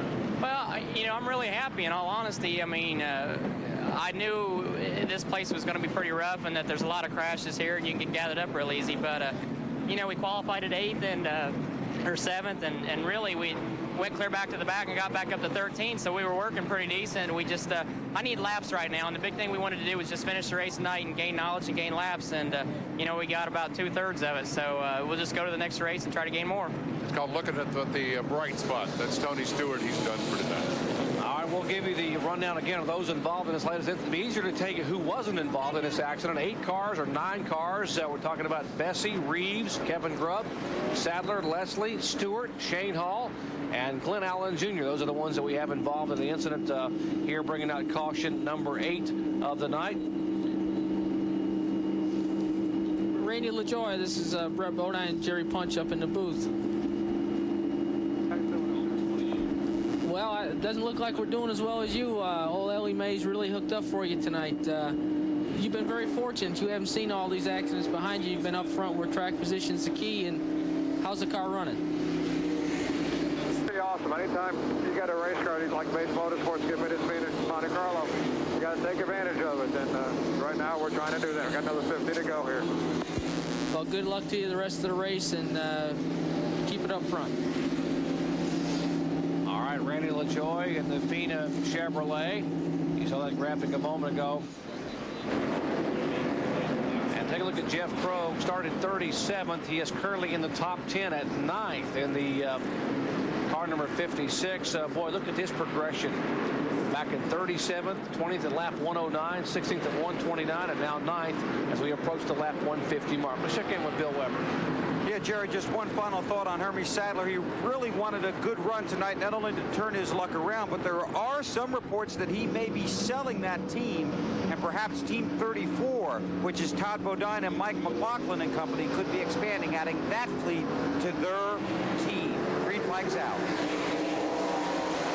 Restart lap 152. That caution number 8 out for 10 laps. As that's Dennis Setzer right on the rear of LaJoie. Setzer is being shown not on the lead lap, but 1 lap down in 21st position. LaJoie, the 74 car, is the leader. The second place car will be the car number 83. That is Grubb, Wayne Grubb. The 29 car, there's Elliott Sadler in third. Jeff Fuller, the 45, is in fourth. And now Sadler looks to the inside of Grubb. He's really working over Wayne Grubb, trying to get up underneath him. Trouble down in turn 1 and 2. Well, a couple of cars spinning around. Looks like make that 3 cars. Lyndon Amick is Holy above. mackerel. Joe Knott. And Clint Allen Jr. There's the car number 92 of Joe Knott. Looks like he got the worst of it. He's parked up against the outside wall and between turns 1 and 2. Brandhaven. The thing that Joe Knott wanted to accomplish with his 92 car tonight was figure out a way to get some names on all that white paint. They came here with absolutely no sponsor. David Green, Terry Labonte, Ward Burton, and who will be there seen in the first 157 laps. We have 9 caution flags. There are 20 Thursday night on ESPN2. Well, folks, don't go away. Get all warm and fuzzy. These last 40 couple laps should be worth the wait. Indianapolis Raceway Park, 16th edition of the Kroger 200. LaJoie has been essentially unscathed tonight. He's been our pole sitter. He's dominated the event. But anything can happen, as we saw a year ago in the last 40 laps. Green flag. Looking already in the back, 3 wide going down in the first turn. And Dennis Setzer jumps to the outside of LaJoie. Will try to get his lap back. Setzer has an advantage off of turn 2 and goes by LaJoie. For the first time we'll see any car be able to pass LaJoie tonight. I'll tell you, Dennis got a heck of a run coming off of turn 2. And don't trade alone. Trade with me live using one simple strategy, and I'll help you get results. He's going to do everything he can to hold Randy LaJoie off. You also got to believe Randy is smart enough to know he didn't want to fight him. And once again, trouble in turn 2. This time it's Steve Park that goes around. No caution flag. Cars jumble up behind him. Everyone gets righted. No caution. And still no caution. So they all get going again. So a lot of position shuffling back in the pack. 39 laps remain in the Kroger 200. Here again's what happened. Looks like someone made the 83 made contact, and people checking up. Steve Park checked up. The guys behind him didn't turn him around. And what a nice job by Steve Park. Got the car looped around, got it back in gear, and headed in the right direction. There's Tim Feet, who was car number 33. He just bounced off Robert Wexley in turn 1. There's the 83 car of Grubb as he battled the 38 of Elton Sawyer. That is for position. That's for 5th spot. That incident jockeyed things up a little bit. Randy LaJoie, your leader. Elliott Sadler's in 2nd. Tim Feedewa's 3rd. Jeff Fuller's 4th. And Grubb dropped all the way back to 5th after making contact up there in turns 1 and 2. Wayne Grubb is 5th. Elton Sawyer 6th. 6. Matt Kenza 7. Good run for the car number 56 in 8th spot. That is Jeff Brogue. Dale Shaw is 9th. And the 72 of Mike Dillon is being shown in 10th position. Now Alton Sawyer has gotten by the 83 car. He's working all over the back of Robert Presley. Presley's car number 47 is being shown a lap down in 22nd position. Standing by, Linda Cohen and Steve Levy for Sports Center. That's coming up next. Well, they showing all the action around the world in sports. At the conclusion of our Kroger 200.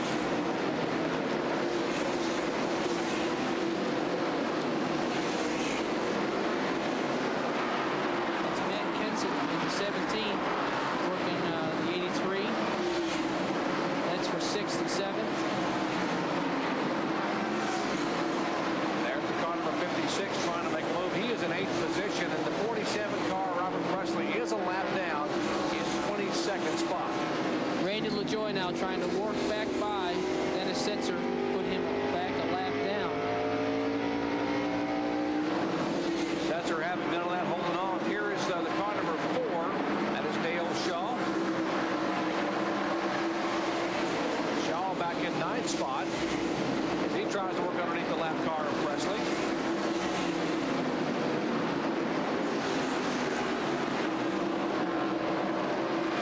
There comes Mike Dillon.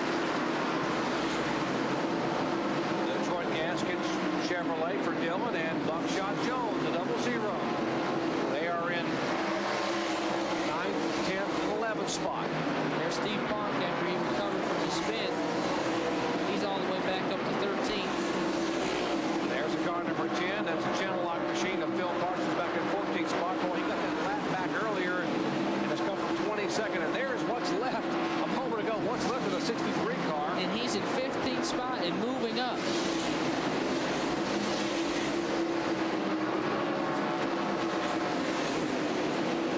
That's just unbelievable. They're able to keep that 63 car as competitive as it is. There's 2nd, 3rd, and 4th. The 33 in 3rd spot. Remember, Fedewa finished 4th a year ago. 45 car Jeff Fuller back in the 4th position. Fedewa was on a bad golfer. Came in early and played in the Kroger Golf Tournament on Monday. He rode around with the president, Don Becker, and had a good time playing golf. He said, if you're as good a race car driver as you are a golfer, then I got to think you're going to have a shot come Saturday night or Friday night. That battle right there is for 3rd and 4th. Jeff Fuller driving the Hunter Specialties car number 45. Former NASCAR Featherlight Modified Series champion. Former Rookie of the Year here in the Busch Series. Former the 1995 Rookie of the Year. He's in 4th position. There is the lead car of LaJoie. Still not able to get around Dennis Setzer. Setzer praying for a caution flag. Now, a few minutes ago, we told you one car was still in the lead lap. That car on the left side of your screen, folks, that is car number 63 of Tracy Leslie. And unbelievably, he is in the top 15.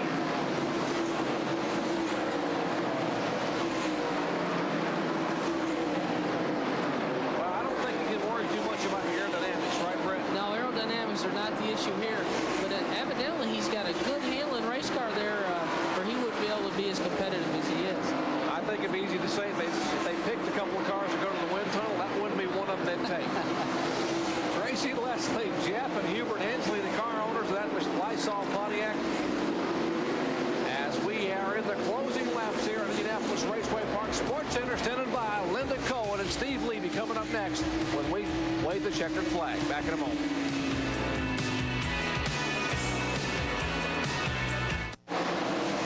Back at Indianapolis Raceway Park, Brett Bodine, along with yours truly, Jerry Punch, Dave Despain, and Bill Weber, bringing you live action NASCAR Busch Series style. And Buckshot gets him a bump.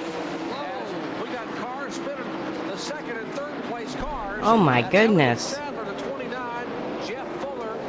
These were all like the top 5 cars. Up out of turn 4. Oh, this isn't Fuller's right. car came up across the fender of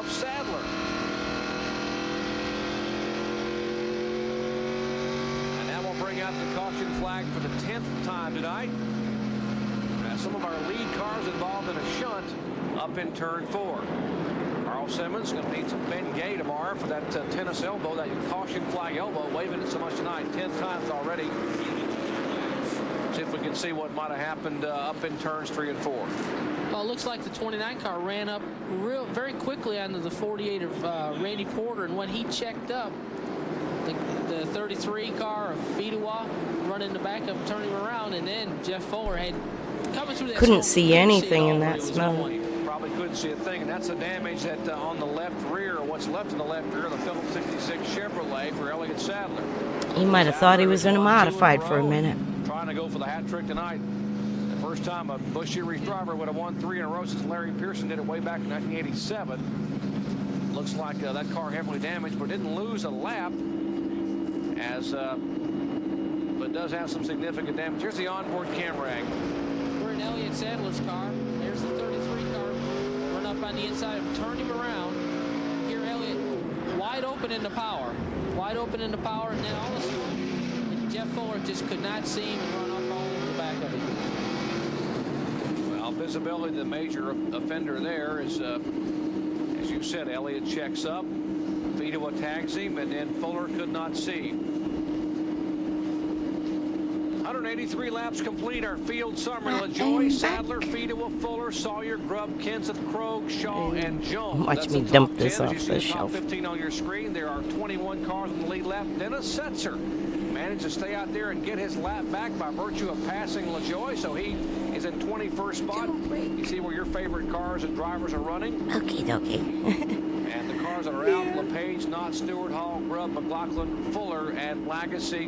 Those cars have called it a night. 31 cars still on the racetrack of the 39 that started. If they ended right now, the points would pull apart significantly. Todd Bodine coming in tonight was only 58 points behind LaJoie, and that would grow to 156 points. Phil Parsons would hang on to 3rd. Steve Park would go 4th, and Elliott Sadler 5th. Lots of racing action to come your way tomorrow. Our Speed World coverage: NASCAR, Winston Cup, Brickyard 400 on the grid live from Speedway, Indiana at noon Eastern time. That's a 1-hour pre-race show to set up what's going to happen next on our sister network as we present to you. I might watch that next because I have Take a look at these 2 brain scans. They both look young. Cup list up too. Live flag-to-flag coverage of the 4th annual Brickyard 400 at 1 o'clock Eastern time on ABC Sports. No, I don't. That's just across town, about 20 minutes away. And coming up next, Linda Cohen and Steve Levy standing by for Sports Center update on all the action of sports around the country and what's happening, scores and highlights. That's all coming up in just a few minutes, about 16 laps away. I think the 29 crew ought to think about pulling Elliott in here and try to get that fender pulled off that tire. I believe that's going to cause a major problem if he goes back under green with that tire being rubbed by the fender. Let's check in with Bill Weber. Well, Brett, that's exactly what they're mulling over. In fact, Sandy Jones is actually walking to the wall here alongside the track, talking to his driver. He can see this side of the car, which is ugly, but is probably raceable. We've only got 15 laps to go. We can't see the right side of the car. You guys up there in the booth can. But what they're debating here is how long this caution is going to last. Obviously, 1 to go now, and whether or not Elliott can safely limp that car around in the closing laps.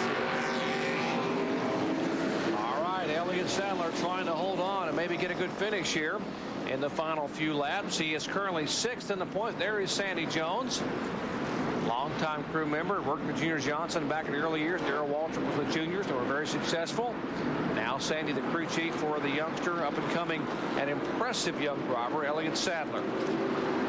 There's LaJoie, the leader. Sadler in 2nd. Fidoua is 3rd. Restart. 185 laps have been complete as they wave the green flag on the final laps of the Kroger 200. Whoa, little contact there in the back.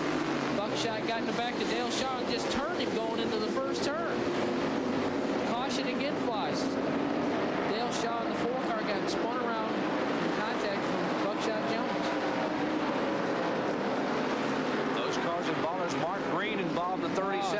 Parsons is involved. Phil Parsons, after struggling to stay on the lead lap. And after skippity-doo-dah ahead again on this. Do we see the replay? Just drives all in the back of the 4 car, getting down into the first turn. And Steve Park able to spin and get away, but nowhere to go for Phil Parsons after that great run to get back on the lead lap. The man who is third in the point standings, involved in this latest incident as caution on the racetrack for the 12th time tonight. Around the racetrack. That is a overall. I take a halt at the end of pit road. 10 laps to go. Still working caution flag number 11. Exciting action. Mike Stefanik has been awfully tough in the Busch Grand National North Series, trying to win both the Busch North Series and the Federal Modified Tour. We'll be back up there with on the exciting road course at Watkins Glen in the Finger Lakes region of New York next Saturday. I don't think I ever went to the Glen, to be honest. I went to Lime Rock, for sure. Less than 10 laps to go as they flash by, and they brought out I don't think I went to the Glen. A whole lot better than some of these race cars that are running around here right now. Well, we see all the speedy dry all around the racetrack. When Phil Parsons made contact down there in the first turn, it evidently busted the radiator or oil cooler or something, and he drove around the track and put down a lot of liquid, and they're trying diligently to try to get this thing cleaned up so we can get this race back under green for the finish. You know, last night, Jimmy Hensley led 97. I did not score at the second Bristol, but I scored on the following race, whatever the schedule was. He chose a line. Possibly Dover. Restart because of a lot of speed dry down in the turns, and I'd have they to got look by at it. and won the race. You got to wonder if LaJoy saw any of that last night, thinking about now, hey, we're going to get a restart with probably about 6 laps to go, and we have got a layer of speedy dry down in turns 1 and 2. There's only one groove.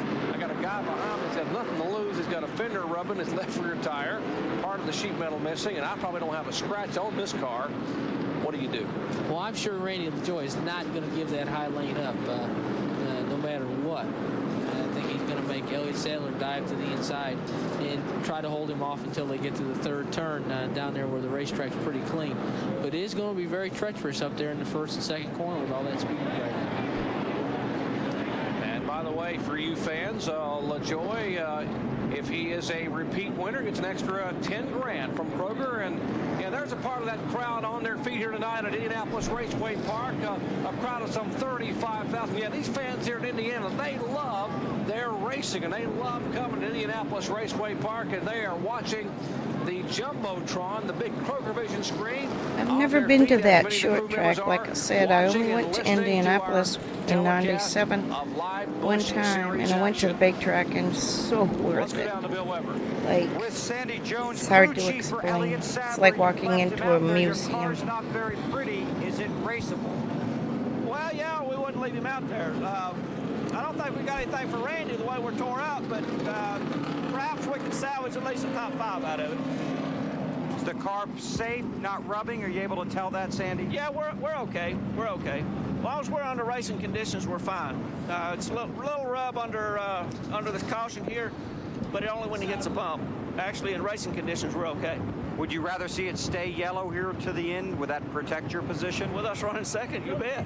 Okay, that'd be a big win for you. Yeah, it would. It really would. Okay, we talked at the beginning of this race about how all the winners don't always go to victory lane. Elliott Sadler right now has won 2 in a row, and he's second on the racetrack. He doesn't have anything for Randy LaJoy, so if this thing stays under yellow, he can bring that wrinkled race car home, pick up a bunch of points, and have himself back-to-back wins and a second-place finish. Hey, Bill Weber, we got a camera shot a moment ago. That left rear tire is rubbing. Brett, wouldn't you say that left rear tire for Elliott Sadler is rubbing? And there you can see a bit of a groove on the inside of that left rear tire where the sheet metal is rubbing. It has worn a dark spot we saw when it came by. So you got to wonder if Elliott Sadler could be able to make it these final 6 or 7 laps.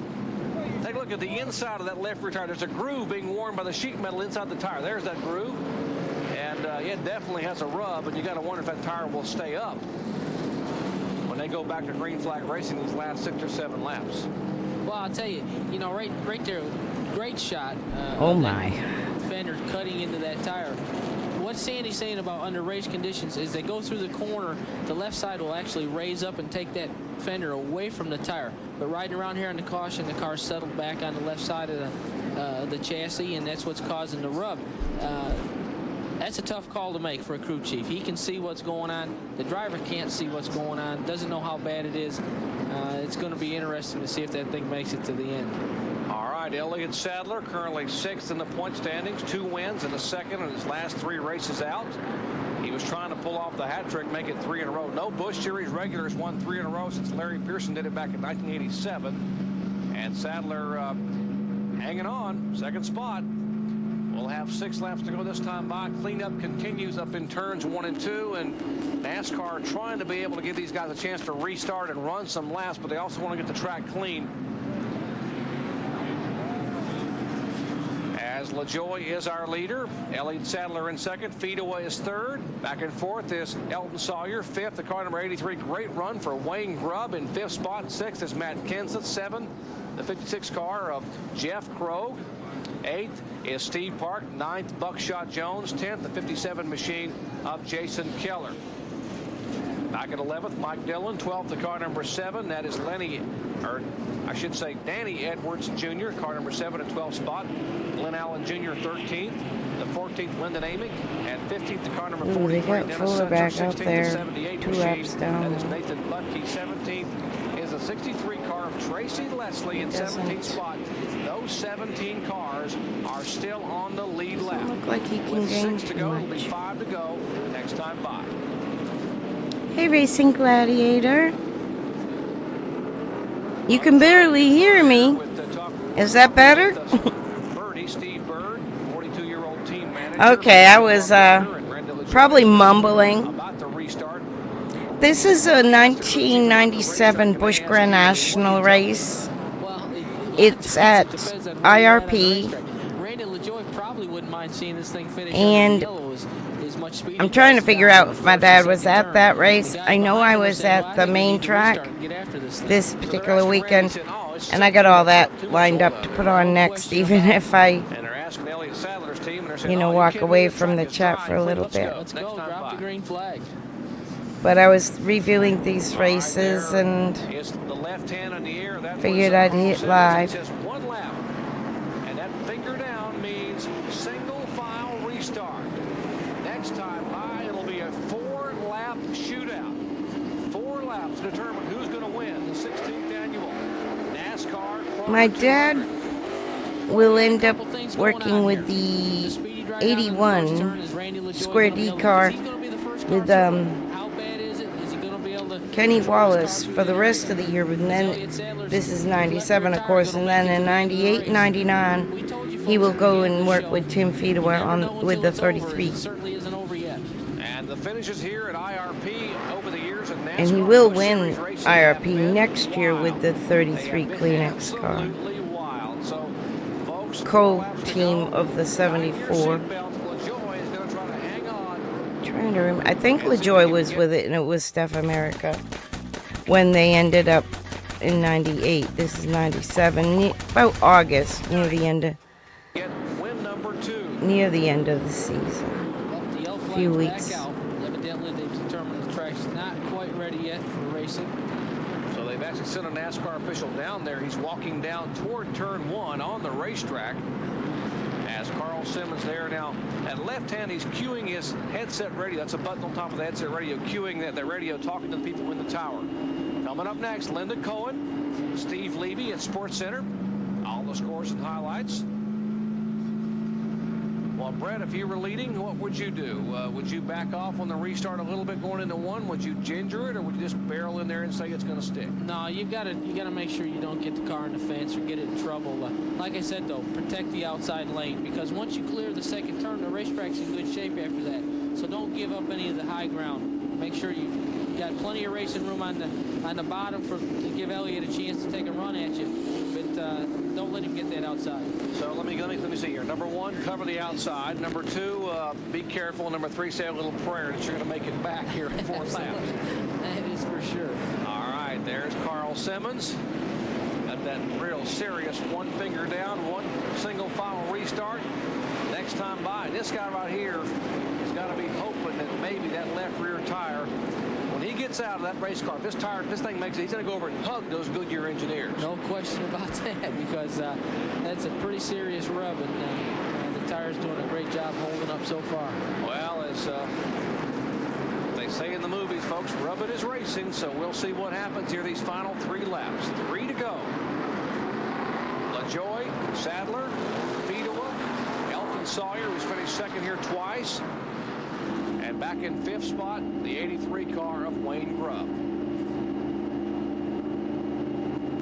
Bill Weber, Dave Despain, Brett Bodine subbing for the injured Ned Jarrett. Will be back next week. And Jerry Punch bringing you the final laps of the green flag waves. And LaJoie, can he make it through turn 1? Those guys are slipping and sliding on that speed route. That's a treacherous part of the racetrack. Steve Park has jumped up on the outside of the 56 car, and he's going to take over 8 and 7 spot. Okay, Park has made a move. Here's LaJoie. He's hanging on. Still that left rear tire holding up on Sadler. 2 to go. It'll be white flag next time by. Fedewa tries to make a look to the inside on Sadler for second spot. There's the look out the back of Randy LaJoie, Chevrolet. Fedewa now within 6 inches of the rear bumper. Tries to make a move to the inside. Can't make it stick. And now Elton Sawyer looks to the inside of Fedewa. Now he goes high. White flag. Final lap at Indianapolis Raceway Park.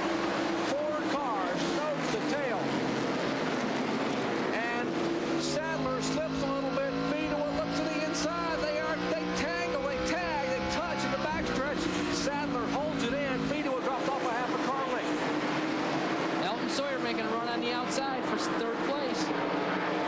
Here they come out of turn 4, and LaJoie will win it. Sadler in second, and 3rd spot. Well, that's going to be a tough one to call as they celebrate down in the Vena pits.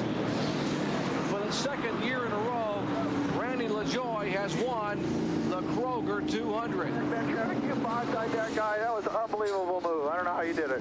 And LaJoie inside the car. Let's see if we can listen in, maybe even talk That's to Randy. Corey's dad, the one that does Joy of Seating. And I watched his dad, Donnie, race as a kid in the 70s at Stafford. He was a mod driver.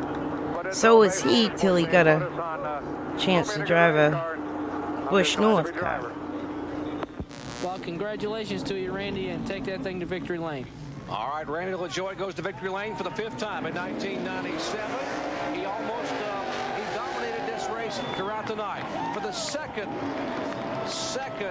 year in a row, LaJoie takes the win here from the pole. For Brett Bodine, Dave Despain, Bill Weber, I'm Jerry Punch congratulating Randy LaJoie. Okay, so that one will end now. I got another one to pull up.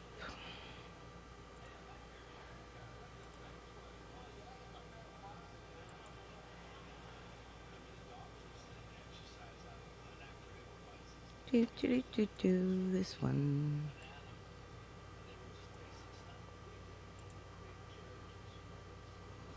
IRP. Michael McIntyre and Austin LaPlante has good playlists. He's my go-to. Alrighty. And I was here, actually. This is Wednesday practice. I was not here till Saturday. Let me take that back. We begin festivities for the 4th annual Brickyard 400. I was there Saturday. The final short track stock car NASCAR drivers take to this 2.5-mile oval. The prize they want, what happened Saturday afternoon for the Brickyard, $4.5 million. A lot of activity out on the racetrack, but most of the hard work no joke standing right there. The famed gasoline alley, nothing like it. Appropriately named because this week there is real gasoline back there. Now, this day is exactly what it's advertised as, a test day. Guys will be testing for qualifying, guys might be testing their race setup, and it's a freebie. It's a very rare day in the world of NASCAR, a day you can work on your car for a considerable amount of time, and it's very important because coming up, perhaps the 2nd biggest race of the year. Exactly, Bill. The Daytona 500 is gone. This is the biggest event remaining in 1997. The questions to be answered. What about Earnhardt? Can he break that 45-race winless streak? What about Rusty Wallace? He has the best average finish of anyone in 3 Brickyard 400. His car owner, Roger Penske, has won here 10 times, but that's been IndyCar racing. And Bill Elliott is the only driver who has started and finished in the top 10 in all 3 races. Those guys want to win, but there are some new names, some new faces, and some new sponsors, which we'll show you in just a few minutes. How about a familiar face like Dale Jarrett, the man who won here 1 year ago? And after struggling through the middle portion of the season, going 12 races without a win, Jarrett won last time out at Pocono, a flat 2.5-mile track. Now he's prepared to go out on another flat 2.5-mile track. Last year, he was the first guy ever to win here in a Ford. Now he'd like to be the first guy to ever win the Brickyard 400 twice. That way you could fund your businesses, investments, and passive income streams to start living the life that you deserve. At the Indianapolis Motor Speedway, there is a serious need for speed. Once again, the doors have swung open for the Nascar Winston Cup drivers. The richest and most attended race of the season rolls off Saturday for the 4th time. But there are 52 cars and only 42 spots available. So the first race these drivers will be concerned about is the race to make the field. And then to join the ranks of Gordon, Earnhardt, and Jarrett as winners of the Brickyard 400. They call it the capital of auto racing. It's located on the near west side of Indianapolis, Indiana. It's been here since 1909. The first 500-mile race was conducted in 1911. 4 years ago, a different kind of race car showed up here, a NASCAR Winston Cup stock car for the first Brickyard 400, and we're set to cover the 4th this week.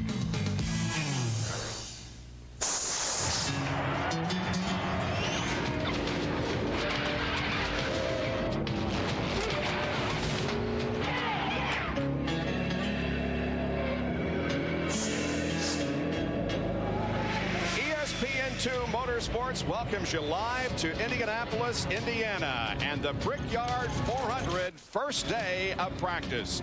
And this is the place to be as we prepare for Saturday's run for the big money. We will have NASCAR Winston Cup qualifying live at 2:30 on ESPN tomorrow, with qualifying continuing here on the Deuce at 4 o'clock. Friday, second round qualifying here on the Deuce begins at 2 o'clock Eastern Time. So a lot of activity here in the next few days, and we are here to cover it for you. Hi, everyone. I'm Bob Jenkins. Beautiful day. The track has just opened for practice, and it's going to be interesting to see what happens here in the next few hours. And you know, Benny, I live here and enjoy coming here several times during the year, but every time I come in before the month of May and every time I come in here Hey, for Panic, the how are you Brickyard 400, doing? it's a special and emotional Good to feeling. see you. Same things myself when I I've came in been this morning, looking drove on under the you racetrack down in this between week, 1 and 2.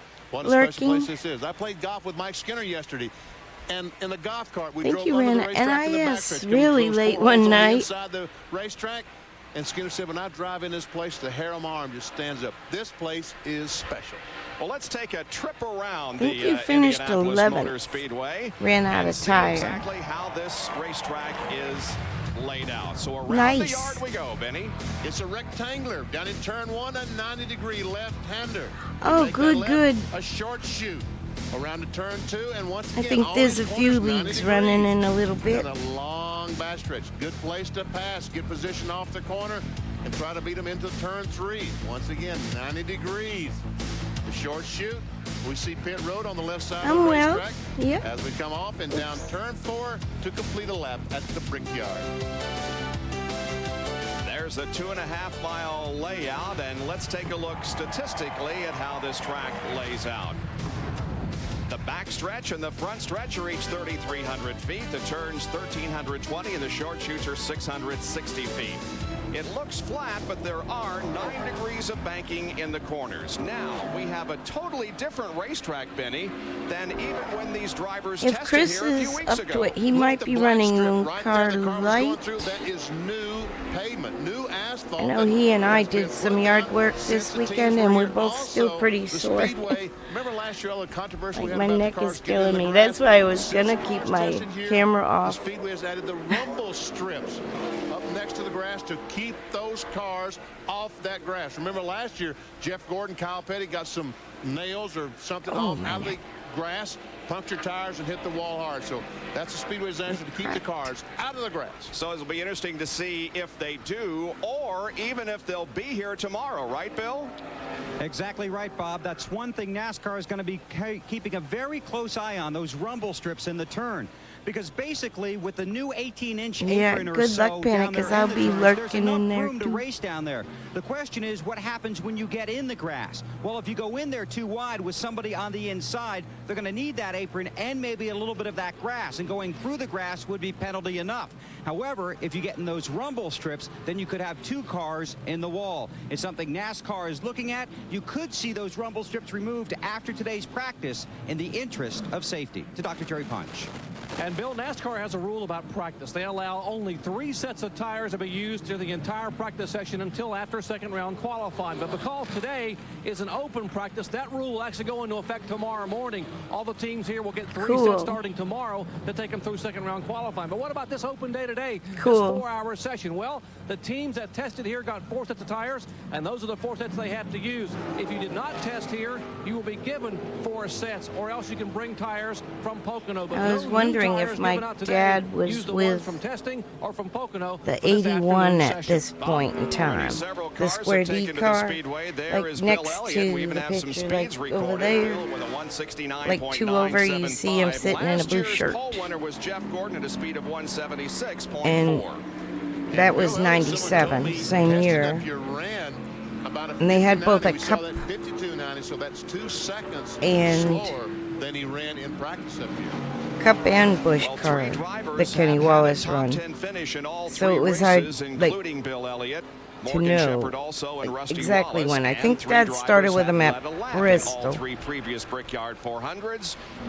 No, the Charlotte second race. So he is with him at this track. Hamilton also out there on the racetrack, so it's going to be an interesting couple of hours of practice here. We are here for you. Stay with us.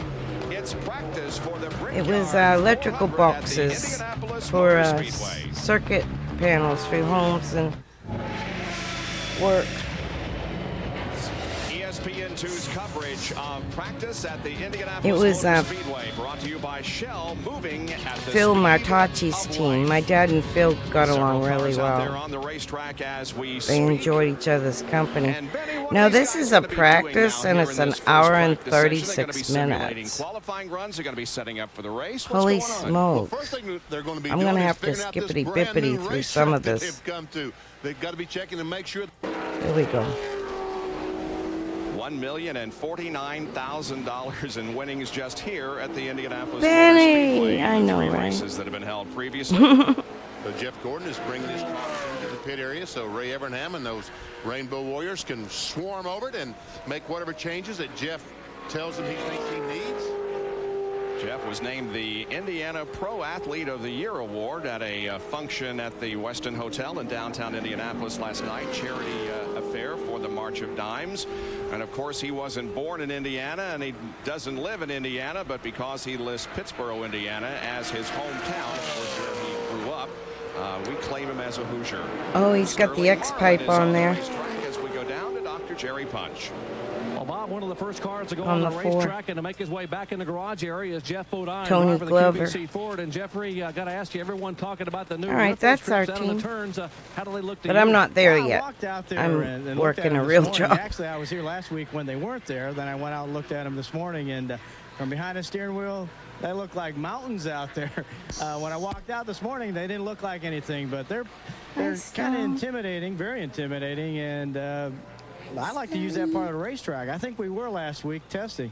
So they're a definite obstacle out there we're going to have to deal with. Well, one of the obstacles you don't have to deal with is the fact that you've got some new partners on board, but you're going to hold off a little bit on an announcement you had scheduled to make this week? Yeah, we're going to keep everyone guessing a little while longer. You know, lawyers, it takes them a while to put all that paperwork together and get us to sign all that stuff. We haven't done it yet, so we're not going to try to hurry things up. We're going to do things right, and probably about a week and a half we'll make an announcement of who the partners are in this team, but they'll be here this weekend, so you'll probably see them around. All right, we'll keep us That was when he got with Jim Matei, M-A-T-T-A-I, M-A-T-T-A-I. with Ricky Rudd. And Ricky Rudd tested here, but you tested before those new rumble strips. He had took over Kulwicki's team, and it was like the third year, maybe the fourth year since Alan passed. To keep everybody out of the grass. Fourth year. We're going to go out and run this practice session here in a few minutes and see what we think, but it's a situation you don't want to hit them. I think they're going to accomplish a goal. They're going to keep you out of the grass.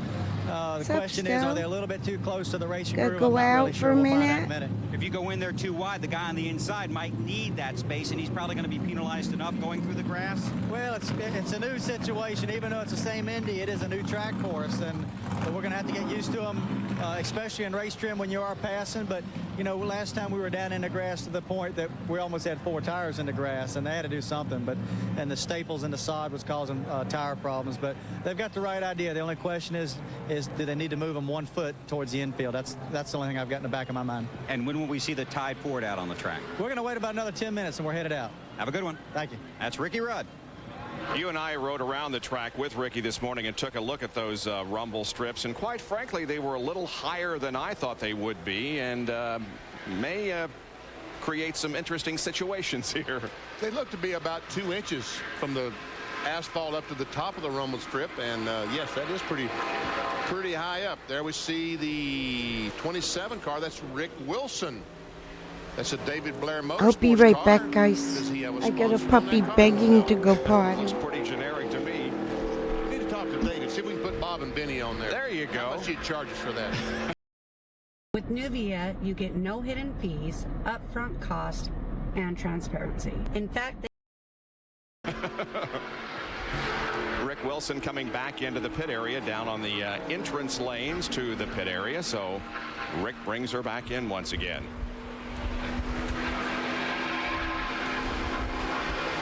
Other drivers are making a bid to get their trip around the yard. And we're down the front stretch once again, 90-degree. Rich Bickle is here, so is Tim Steele. We just saw Rick Wilson, Ron Barfield, and Jeb Purvis. So some somewhat familiar faces, but not regulars on the Winston Cup circuit, have come here to try to make this race and take home some of that big money. As you and I walked through the garage area just a moment ago, we saw Ron Barfield and talked to him, and he said he was testing up here and he was running a little bit slow, and Bill Elliott, his car owner, said, "What's the matter? You can't get it going faster." And Barfield said, "Look, I got to get back in my rhythm. It's been about 3 months since I've driven a race car." Here's Dick Trickle, one of the veterans of the NASCAR Winston Cup Series, as he takes a few laps around the race course. 5/8 of a mile down the straightaways here, so when you come off the 4th corner or come off the 2nd corner, you're looking at a lot of racetrack ahead of you, and it looks a lot different now than it will on race day. There are, well, the Speedway has never officially announced how many seats there are here, but people believe it's somewhere between 225 and 275,000, and every single one of them will be filled on race day. But today you're looking at empty grandstands, and a lot of empty grandstands. A lot of aluminum out there that needs to be filled and will be filled. We see Dick Trickle, 56 seconds on his time lapse. And right behind him is Michael Waltrip in the Citgo Ford. See where Mikey won him a race last weekend? Out of Colorado, the Winston NASCAR Winston West race out there. Yep. Kenny Schrader was 2nd. And Michael won in his car. He and Ronnie Silver took a, I think, Sealy mattress car out there, the one that Rutman was going to qualify for the Winston, and crashed in qualifying. They took that car, fixed it, and Michael Waltrip was the winner last week. Michael Waltrip is one of those guys who would especially like to win here at the Indianapolis Motor Speedway. He grew up just across the Ohio River down in Kentucky, so he grew up perhaps a little bit closer to this area than a lot of the guys who come from the Southeast. And I know he's been dreaming about racing here and dreaming about winning here for a long time, so certainly Michael Waltrip would like to pull off the victory on Saturday. Him and 50 other cars. Well, yeah. By the way, Bob said 52 cars were here on the ground, and well, no, I said 52 were entered. 51 are here on the grounds and will be going for a sponsor fee. Well, then you were right. 52 were entered. I try to be. I'm sorry. I was going to get on you for being wrong, but I see you're there. There's Jeff Burton. X-side car pulling in behind Michael Waltrip. Jeff Burton having a great year. He really is. The Roush team itself is having a great year, and this is one of the drivers contributing to that. His points position after 18 races this season, 5th. Last season, he was 12th, so an improvement over last year. Well, Dr. Jerry Punch is with the driver who had the distinction of being the pole sitter for the first Brickyard 400 and leading the first lap. Doc?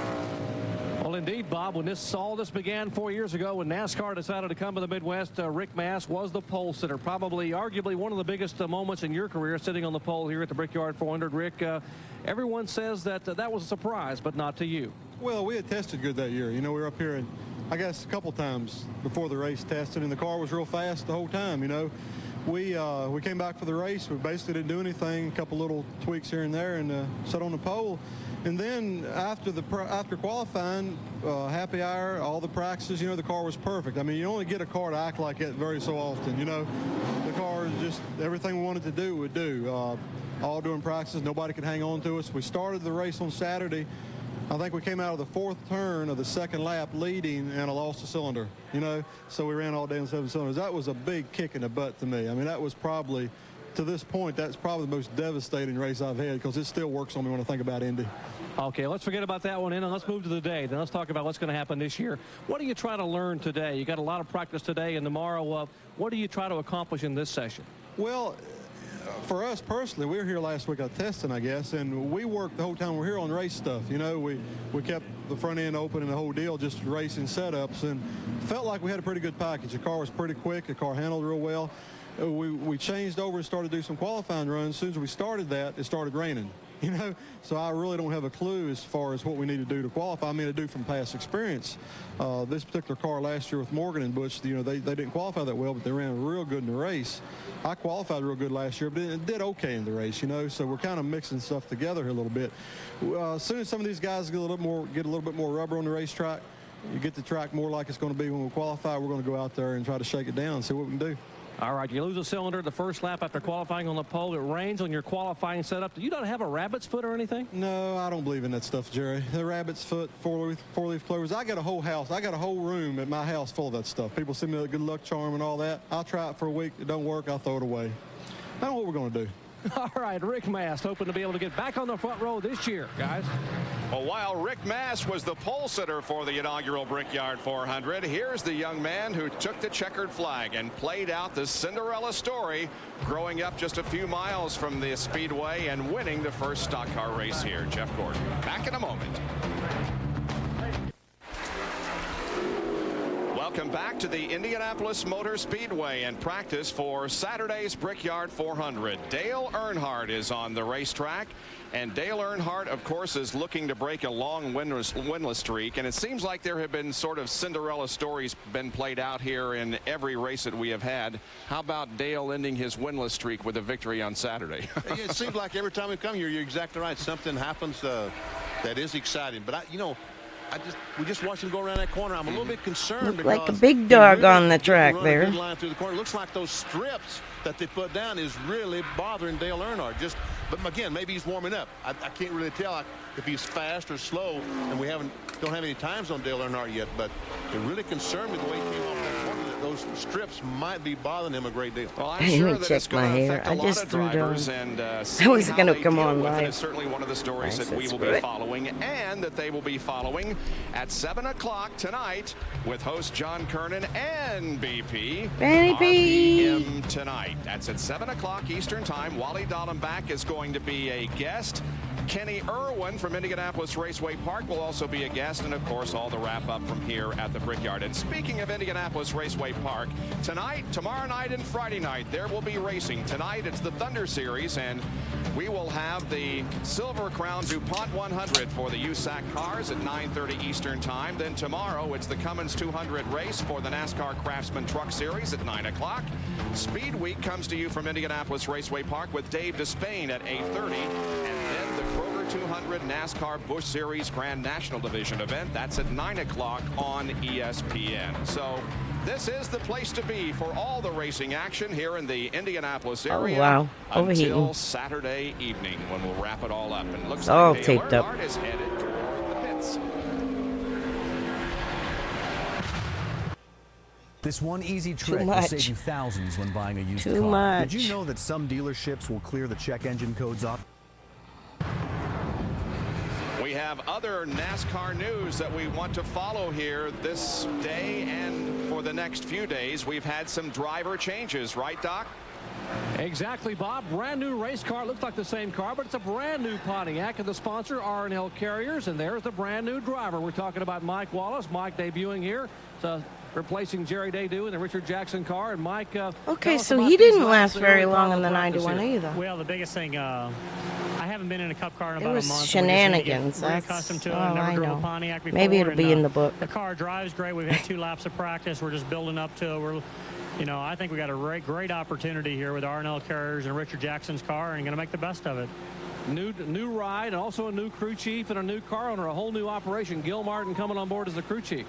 Well, yeah, I mean, I'm just thrilled to death. I don't know much more to say. With the Richard, the whole thing come together. Okay, that's when Newt Moore went to Kenny Wallace in the 81, and then Newt hired my dad for the chassis. I'm just happy to be here in a good race car with a good team that wants to race, got the financial backing to race, and just thrilled to death with it.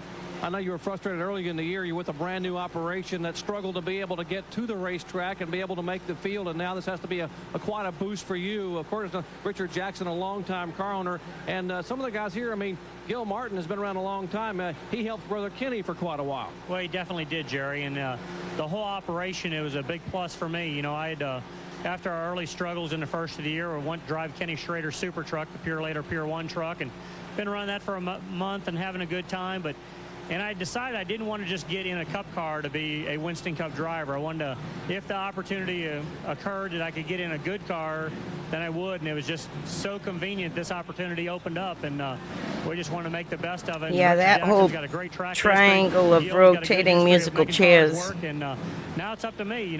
was a not made for prime time story. So I don't even think it can go in the book. For our top 10 is what myself and the team looking for. All worked out. They all do some truck racing? ended up with good teams. They just all switched seats. Practice here today, and then go to practice a little bit again in the morning here at the Brickyard, then go over, practice the truck, come back, qualify, then go back over there and qualify tomorrow afternoon. That's at IRP I'm talking about, and race tomorrow night. I was going to do the Busch race too, but we figured that was just too much and backed out of that for this week.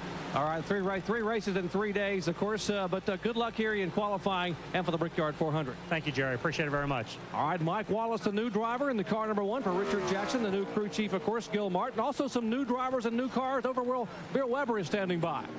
And Jerry, just a few garage stalls away from where Mike Wallace's new ride is. This is where his old ride lives, the 91 car that Mike was talking about. It is here at Indianapolis. It does not have a sponsor on it. It has Greg Sachs in the car in a race-by-race agreement. Sachs missed a race at Pocono, but they are here at Indianapolis hoping to make the Brickyard 400. So Greg Sachs is in Mike Wallace's old car. Mike Wallace in the 1 car replacing Jerry Nadeau. Just a couple of the driver changes going on this weekend. And by the way, Greg Sachs has his car out on the track. Jerry?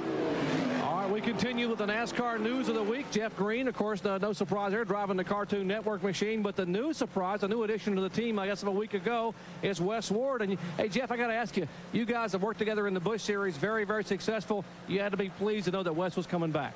Ain't he cute? It's a great feeling to even Wes give us the opportunity to have him back. And I think it's great things coming. I think we've got a great car for here. With his knowledge and advisement during the race, I think it'll help me a ton. So we're looking forward to Saturday. Wes, how about it? I know Gary Bechtel and the team were excited to be able to have you back. With what you did in the Busch Series, how difficult is it for you to be able to come in the Winston Cup sort of cold and have the responsibility of this whole team? Well, it's only what you make of it, Jerry. I mean, it's just a bigger pond, a little bigger fish. We're just going to attack it, basically like we did in the Busch, and Jeff and I's got a good relationship. They switch around so much. I'm just glad I sorted it out. My dad was with that team in '95 for a bit. This is the with Grissom. This is it. It's as high as it goes right here as far as stock car racing. This is where I want to be. Biggest thing is we just need to take it slow. We just need to improve week by week, and that's all we can ask for. All right, Wes Ward taking over for Billy Engel, who did a great job, by the way, for this operation. Got them to where they are today, and Gary Bechtel said it was time to make a change. Engel out, and Wes Ward came in, and maybe now Wes can take over with what Engel has accomplished and move on to another level with Jeff Green. How about some old faces in new places? Let's go to Bill Weber. Hey, Jerry, Bobby Hillen doesn't have an old face, a familiar face in a new place. You got yourself a new ride here and qualified 5th at the Brickyard a year ago. Well, that's right. You know, I really love racing the Brickyard here. Qualified well last year and unfortunately lost the car on Saturday, so had to start in the back. And with a new team with Haynes and good bunch of people, Larry Wallace doing the motors. And these guys, if there's anybody that's shown perseverance, this team has showed perseverance.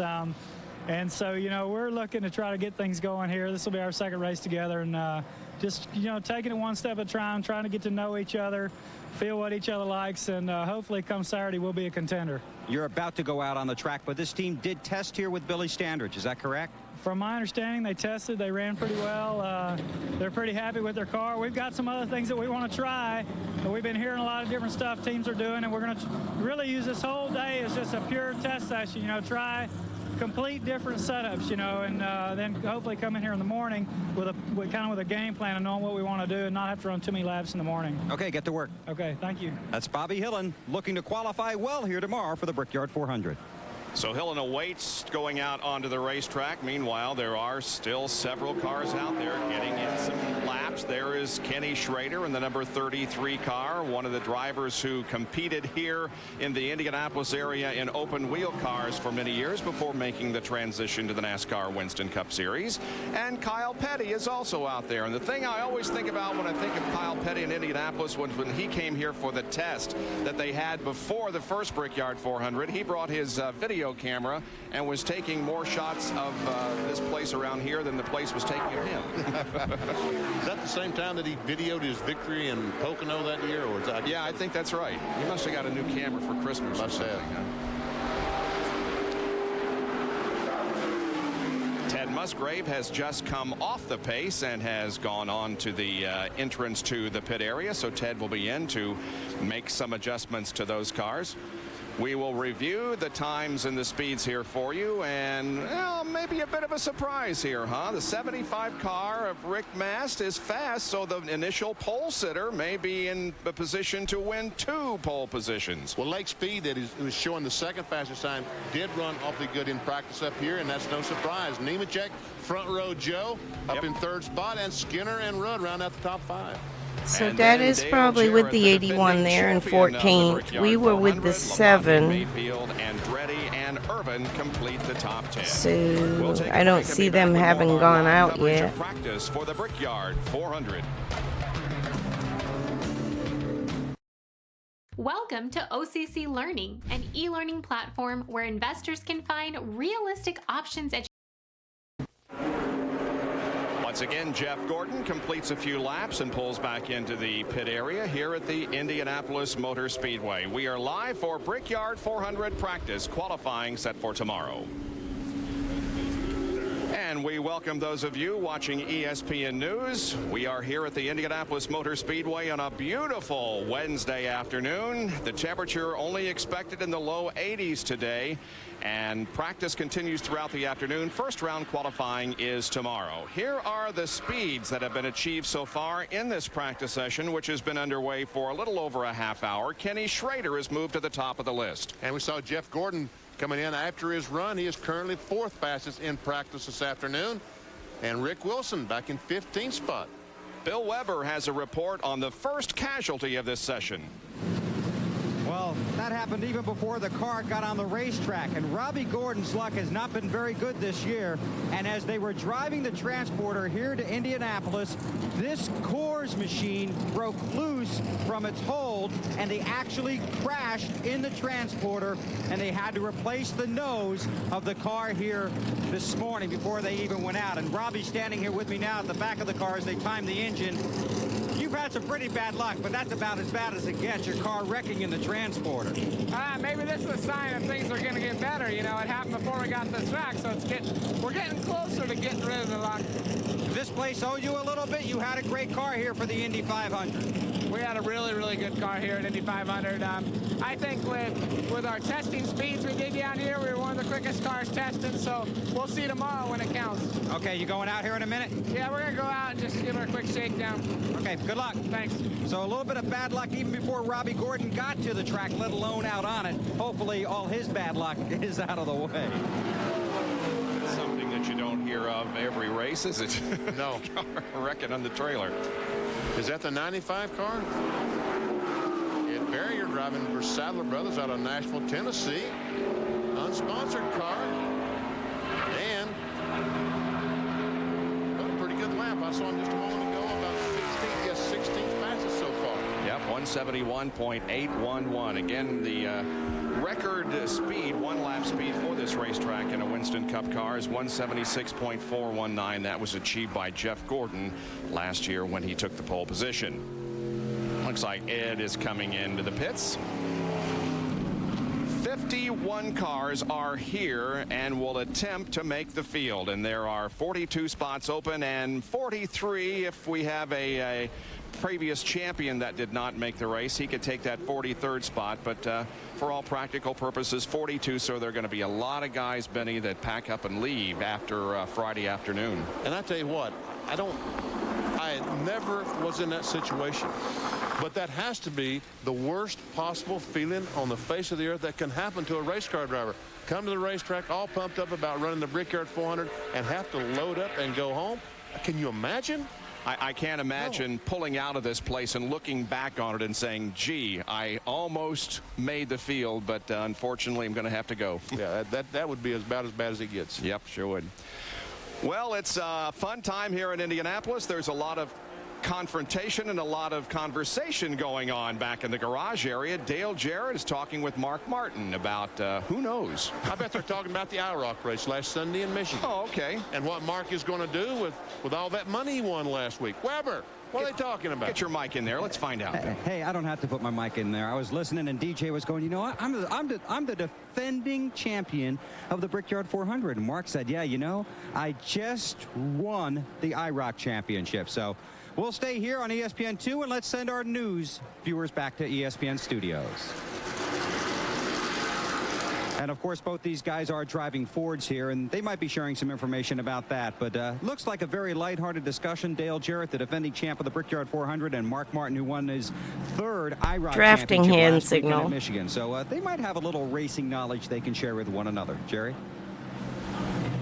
Well, they're sharing some racing knowledge here in the Texaco Haviland pits. A Robert Yates car. Raymond Fox talking to driver Ernie Irvin. You talk about a guy who's come oh so close here twice. Remember the first Brickyard 400? Ernie Irvin was leading with just a handful of laps to go and cut a tire, and Jeff Gordon went on to win it. Last year, Ernie came from far back in the pack to finish second. This place, you must think, owes you one. I don't think anybody owes me anything, but we had a good car last year, and the year before, it was 2 years before because I didn't get to run the year before. We think that we've got a good car again this year, and we're hoping to be able to do it. Gotta say, hope my mom gets well. Thanks. All right, Ernie, very emotional. Obviously, his thoughts are far from what's happening here right now. An illness in his family involving his mother, and he wanted to be able to talk to her and tell her how he felt, but obviously emotions taken home. What a difficult day for these drivers. The opening of the Brickyard 400, but his thoughts and his heart are far, far away. Bob? And certainly our prayers will be with Ernie and his family in the next few days. Well, of course, Ernie will not be back with that team next year. One of the names mentioned as a replacement, possibly Kenny Irwin Jr. And Mike Wallace mentioned that he wanted to try to make all three races at Indianapolis Raceway Park. Well, Kenny Irwin Jr. is going to try to make all three. And again, we remind you what those three races are. Begins tonight, the Silver Crown Series, the DuPont 100 at 9:30 here on the Deuce. Tomorrow, the Cummins 200 for the NASCAR Craftsman Trucks at 9:30 on the Deuce. And then the NASCAR Busch Series Kroger 200 at 9 o'clock on ESPN on Friday. Back in a moment. Well, on on Saturday, as we prepare for the Brickyard 400, it'll be NASCAR on the grid. That's at noon Eastern time on ESPN. That will be followed immediately by our live coverage. I say our, the announcers will be over on our sister network, ABC, for live coverage of the 4th annual Brickyard 400. So we hope you'll be with us for all the play-by-play and the lap-by-lap coverage. You and I might be on ABC, but we'll certainly be no more pretty than we are on ESPN, will we? And a lot of people are saying, thank goodness. Huh? Thank goodness for that, yes. Okay, well, a lot of activity going on in the city of Indianapolis and surrounding area, but the center of attention is here at the Indianapolis Motor Speedway as this practice session continues. I think Kenny Schrader is still at the top of the list, but on the racetrack we have other activity, and this is the 29 car. Jeff Green, we talked with just a moment ago. He and Wes Ward. That's the Cartoon Network Chevrolet. Gary Bechtel's team, Diamond Ridge. And looks like he's coming into the pit area. We haven't 16 matches so far. Most of these guys are just doing 2-3 laps, it seems like, and then coming in. Nobody out there for a very long run at the moment. So they're working on their qualifying setup, just running a couple of laps at a time. If they go out there and run about 10 laps in a row, then they're working on race setup. Okay, let's go back to Dr. Jerry Punch with more on Ernie Irvan and his thoughts during this week. We wanted Ernie to be able to tell you himself because he wanted to be able to tell you, but his mother, Jo Irvan, is comatose and on a ventilator in a hospital in Concord, North Carolina. She's listed in extremely critical condition. She had a ruptured ulcer that, and her condition deteriorated very rapidly from that. And, of course, Ernie Irvan would like to be there with his mom and with the family. He is forced to be here right now in the race car. But obviously, as Ernie would say a moment ago, through the tears and through the emotion, his mind and his heart is back in Concord with his mother. His body is here in the race car. But all of our prayers and best wishes go out to you, the Irvan family, as you sit by the bedside and hopefully pull her through. Let's go to Dale Jarrett, who's standing by with Bill Weber. And obviously the thoughts of this team also go to Ernie Irvan's mother. And I'm with Dale Jarrett, the defending champ, and that's obviously something you guys, your prayers are going to Ernie's mom as well. Oh, absolutely. You know, it's very unfortunate, and our thoughts right now just with Ernie and Vic and everybody, Susan, everybody in the family, and just hope that we can have another miracle for this family and things can go better. But it's got to be difficult for Ernie to have to be here knowing he has a job to do. But our thoughts and prayers are with him. We hope that everybody else out there will say a prayer for him. And of course the work must go on. You're here to defend a championship, and I know you walked in here this morning feeling pretty proud. I'm the defending champion of Indianapolis. Well, it is a great feeling certainly to be here, knowing that you've won the race here and you know how to do it. And there's only 3 of us that can say that right now, and we would like to be the first one to be able to say it twice. And same car? No, brand new race car here. We brought it here to test last week, and it was considerably better through the corners, had a better feel, and we did some things with this car that we thought should make it better here, and hopefully they will, and it'll pay off in the long run. And your dad on the mend won't be able to join us this week, watching at home, and I'm sure critiquing, DJ. Yeah, definitely. He's there, and I want to say hello to him and my mom, who are keeping Kelly and I's 3 kids, so he's not exactly taking it easy, probably as easy as he should, but he had hernia surgery last 2 weeks ago, I guess, and it's bothered him a little bit more than what he anticipated, so he decided to take the weekend off and see if he can get better and get back to us real soon. So he's watching. Are you doing your race setup or your qualifying setup here? We're still pretty much in a qualifying type deal.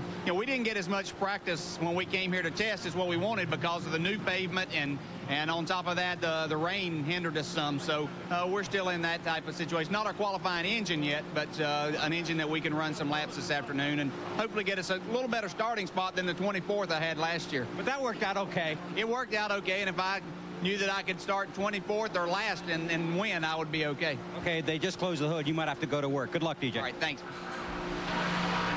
All right, Dale Jarrett, we'll save. There was a really nice article in today's Indianapolis paper about the 3 generations of race drivers in the Jarrett family, Ned, Dale, and Jason. So we'll save that for you, Ned. And by the way, we wish you were here. Yes. The 26 car, the one you see up there on the far right of your screen, just pulling out, is one that you may not be too familiar with. This is the car driven by Rich Bickle. This is Darrell Waltrip's car. You know, Rich Bickle is Darrell's NASCAR Craftsman Truck Series driver, and they a deal with KFC, Kentucky Fried Chicken, this weekend. Rich Bickle is going to try to qualify and race in the Brickyard 400. Kenny Irwin is going to try to drive a NASCAR Busch Series car for Darrell Waltrip in the Friday night race, and Mike Skinner is going to attempt to run a NASCAR Craftsman truck tomorrow night for Darrell Waltrip. So he has 3 cars going this weekend, all for Kentucky Fried Chicken, a new program, a new sandwich or something, a new product that they have called the Twister. The Twister, I think it's a pita sandwich that you see at a lot of fast food restaurants now. So that is who is sponsoring Rich Bickle as he pulls back into the garage area. All right, well, let's take another break. Be back in just a moment as we continue our coverage here at the Indianapolis Motor Speedway. Have you ever seen the magic glasses that can see clearly without glasses? This glasses can not only see. Here's a review of some of the top speeds that have been achieved so far in this practice session here at the Indianapolis Motor Speedway. Ken Schrader is on top in the 33 car, 174.1, and Dale Earnhardt, Benny, just moved up into contention. Yeah, his 7th spot. This was just before Earnhardt ran that lap. He just completed it and moved into 7th spot. So looks like Earnhardt does have a car that is capable of winning the Brickyard 400. Yes, indeed. Jeff Bodine is 17th at the moment. He was 28th there. You can see before that lap just completed that we could not get on the graphic here. He was 28th, but has now moved up to 7th position. Up to 173.5 miles per hour. Yep. As a matter of fact.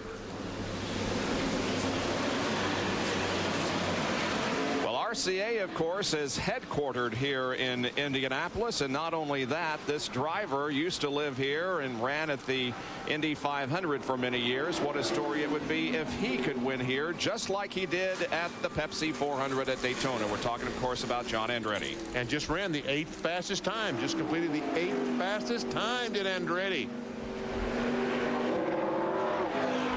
As he blows by our speed shot. There it is, 51.929 seconds, 173. Hey, Woodman, how you doing? Good to see you. Working up to that speed. It looks, you know, they talked about 51 flat being the speed. I was watching this. I wasn't here on this day, but I came for this weekend. I think they said this is a Wednesday practice. Off of turn 3, and there's an entrance here in the short chute, and there's also I'd only been there one time, but it was this weekend on the Saturday fly-in, I think Saturday and Sunday. Good. Jerry? All right, in the back side of the garage area, back in the B garage, are not some of the beginners, but some of the newer names, the newer faces that are coming into Winston Cup racing. We're talking about I'm going to be lurking, y'all. Here in the KFC car. We just saw you coming a moment ago, Rich. A great opportunity for you to make hopefully your first Winston Cup start Continue of the year. this maybe tomorrow after the practice. Making the first 2 Brickyards to come back and getting equipment. Maybe the qualifying for this race it's very exciting. We're running pretty decent. You know, we're just doing a little fine tuning here, and we'll get better this afternoon. Qualifying's on Friday. I don't. Tomorrow afternoon. All right, plans to run 5 this year. I only remember staying over in Indy one night, but I could be wrong. We're working on a truck deal. That's our number 1 priority, and try to win the championship for the diehard people. But the KFC people come on board with us just for this race, and if we do good, I think they might come with us maybe a couple more races. And we like to run up to 5 this year, not because of rookie thing, but that's all we have time for. And next season, drive the full season for Darrell. All right, Rich, we'll let you get back I to remember work. I had a limo. Well, it was going to be a shared ride, and I thought it would be a van, but it ended up being a limo. And I was in with the Remington people. But I think I flew commercial to get there. Now we'll walk down the line and show you some of the other cars that are here in this back part of the garage. Jeff Purvis bringing a brand new Chevrolet here. The Race Day Express flew when the teams had to go down, and the teams went down early, like Wednesday. So. Some of the crew there. as they talk about what they need to get the car in the field here at the Brickyard 400. And as we move down beside Purvis, the protege, you might call him the protege for Bill Elliott. We're talking about a young man, Ron Barfield, brings the New Holland colors. Barfield been driving the New Holland Ford in the Busch Grand National Series, here to try to make the Brickyard 400 for the second time. He tried it a year ago. Here driving a car owned by Bill Elliott with an Ernie Elliott engine on board. There's Barfield sitting in the car, getting ready to get this car back on the track for more practice. And down beside Barfield is a man who you saw last Saturday on ESPN from Michigan 1997 Cup practice from IRP. Series champion. About August 2nd-ish. Tim Steele, and he is 20th quickest right now. It is not the number 16. You August 1st, the number maybe. 61 in Winston Cup. And Tim, or the week of. August 1st was Saturday. So this is Wednesday. So not too bad. So you like know, the end of when we were here testing, we came here with a dog motor basically, and now we got a good motor in this thing. We just got to do a little bit of adjusting, but you know, I think we're running pretty decent right now, about mid-pack, I'd say. But we've got a lot left in it too. You know, we're still on old tires, and I think we should be in good shape. You brought your favorite car, a Gator, you call it, won 11 of the 14 Super Speedway events you won in ARCA. Now, how much of a jump is it for you to bring this car from what you've been running it in ARCA to Winston Cup? Really, it's no jump. You know, we've been going at a disadvantage in the ARCA, being as, you know, we're trying to go to Winston Cup, and this thing rolled through Winston Cup Tech today. You know, it went through the first time. Maybe we're doing things a little bit too right if it went through the first time. Well, you got through pretty easy. Let me ask you about the track itself here, the rumble strips in particular. A lot of people talking about those little bumps. They call them little bumps, but they look a little bit bigger from behind the steering wheel. Yeah, they do, you know, but I was warned when we came up here and tested that they were going to put those in, and, you know, we stayed away from there, so it's not really affecting the line that I learned, you know, when we were down here testing. So, you know, they're there. I'd hate to get into them and hit them. I'd hate to see what it would do to your race car after you hit those. And imagine it upset it quite a bit, but it's not really affecting the line that I learned how to go around here. Like I said, I was warned that they were going to be there, and it's not hurting us at all. We're talking about breaking news for this year and next coming up in NASCAR. Are you prepared to make any announcement as to what you're going to do in 1998? I know your dad, as we speak today, is meeting with some very important people that could have an impact on your future. Well, we're going racing next year. I can't really say what. You know, I'm hoping it's Winston Cup racing full time. You know, we need that big sponsor, and that's all we're lacking right now. We got a good bunch of guys, and you know, with a sponsor, then we can get some more good guys and go racing. You know, I think hopefully we'll prove a lot this weekend. All right, Tim Steele hoping to make his first NASCAR Winston Cup start of the 1997 season. Word is, guys, that they have a handshake agreement to be able to run for Rookie of the Year in 1998. That announcement could be forthcoming in about a week or a week and a half. It's been so humid out, and the no seams are so bad, and I get really chewed up. I don't even know if that shows, but it's like ripped, and my Fitbit goes right over it, makes it itch even more. When we come back to Indianapolis.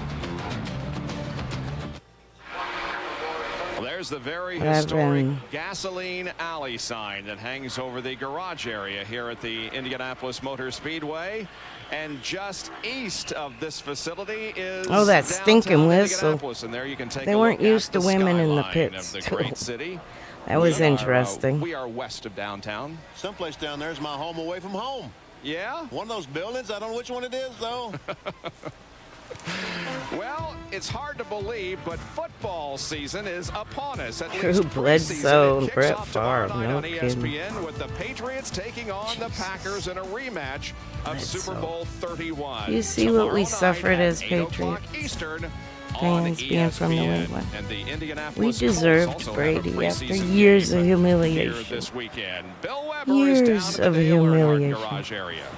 And Dale Earnhardt has been out on the track now, sitting here, I guess you could say sort of relaxing. How are you? Well, just relaxed. It's about the same as last year, except I'm not hurting as bad. Last year I was like, oh, but car's running great. We're just sort of going through a few little things we wanted to, you know, just reassure ourselves we were the right way with gear, you know, things like that. We've got the Pocono tire on, running some good times, so we bolt on the Indy tire. I think we'd be a lot faster, and I think we'll be comfortable. Currently 9th on the practice sheet. Dale, you really didn't get a chance to defend last year, did you? Well, not really, and we had an awful good race car too, and Mike Skinner done a great job never racing here and coming in and subbing for us. He did a good job, kept the car out of trouble, finished the race, held on some points, you know. So it would be great to get in here and be able to race them this year, but one of the problems I have is Mike Skinner's running as good or better than I am this year. He's got a car too, so we're going to race them, and I feel good about this racetrack and this, you know, this race is it's really a race that you got to use your head a little bit in, and track position means everything, good pit stops and all that. So there's a lot of things you can do during the day to really help yourself. There's a lot of things you can do to hurt yourself. Do you see those rumble strips down there? Yeah, they're down there where they're supposed to be. They're not in the racetrack. That's good. Not a factor. Not unless you want to race down there in the grass. Well, you've been to the grass with some pretty bold moves, but not here, huh? No, we're going to stay out of the grass, and they done a good job of the racetrack, and you know, trying to put something down there to keep from tearing the dirt up. And you know, we've talked about different things over the years here, and Tony, they finally come up with that. So it's down there out of the way, and it keeps everybody out from down there, so that's good. Okay, these guys tested here a lot, and it's no secret Dale hasn't been to victory lane in a while, but this will be quite a place to snap that winless streak. Dr. Punch. See that big hole right there we're showing you? That's not good. That's not what you need. That's where the engine's supposed to go. That's the engine. That was the race car, the Circuit City Ford of Hut Strickland. And these guys are just scary. Looks like a Disney movie, like the little ones have just come out of the woodwork and are working all around the engine. Yeah, that's Hut Strickland there working on the engine. Richard Broom, the team manager to Hut's right there, working on the engine, trying to get it put back in the car. It is their in-house motor that Eddie Middleton had built for them. Let's see if we can sneak in and find out what's going on. That's Eddie Middleton you're looking at there with the speed wrench right across from our camera. That's Eddie trying to get some of the intake off. Hut, we can get in here for a second. Hut, what happened to the motor? Well, really not for sure. We was, for some reason or another, was spitting a lot of water out the overflow.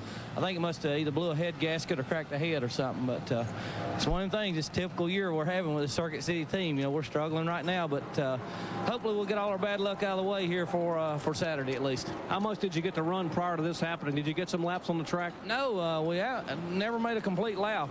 You know, we in and out 2 or 3 times, and you know, just we thought maybe you know, bottom hose or something had stopped up on us or something like that, but it just wasn't nothing that simple. All right, we'll let you get back to work. Hut Strickland. Eddie Middleton takes the intake off. They have this backup engine here prepared. The crew, now one crew working on that engine. Now watch Middleton will come over and put the intake on. He's putting the intake right on the plate, and here comes Hut Strickland with some of the intake bolts as they will get ready to put this on, slap a carburetor on it, and hopefully in the next maybe 40 to 45 minutes they'll be able to get the Circuit City Ford back on the racetrack, because as you said, they have not had a very good year, and they would like to be able to turn it around in this race here, which has a purse of about $4.5 million. Used to, you could change engines during the race. Remember, looked like they kind of smashed that head gasket. I mean, that intake gasket in a little bit. But obviously, they didn't change all the accessories that they're changing they intake know. manifolds. Junior would just snatch an engine out and put another one in it with all the exhaust system, with the carburetor, the intake manifold, all those pieces on there. But, you know, there's no sense of that urgency right now because there's 4 hours left this afternoon. And again, there'll be 3 hours of practice in the morning for these cars. Before qualifying, Hut's best finish, by the way, here at the Brickyard 400 was last year when he finished 18th. Jeff Gordon has come back into his garage area, conferring with the team members about his progress on the speedway. Back in a moment. Hi, Mr. Wonderful here. You know, I don't waste time, and I definitely don't waste money. I joined Start Engine as a strategic. Well, there is the defending champion of the Brickyard 400, Dale Jarrett, taking some laps around the racetrack, and looks like the Fords are predominating here in this practice session. 6 of the top 10 are Fords, and Lake Speed has moved up to the top of the charts. And speaking of Ford, it's going to happen next year when the Thunderbird goes away, Benny. We're going to find out.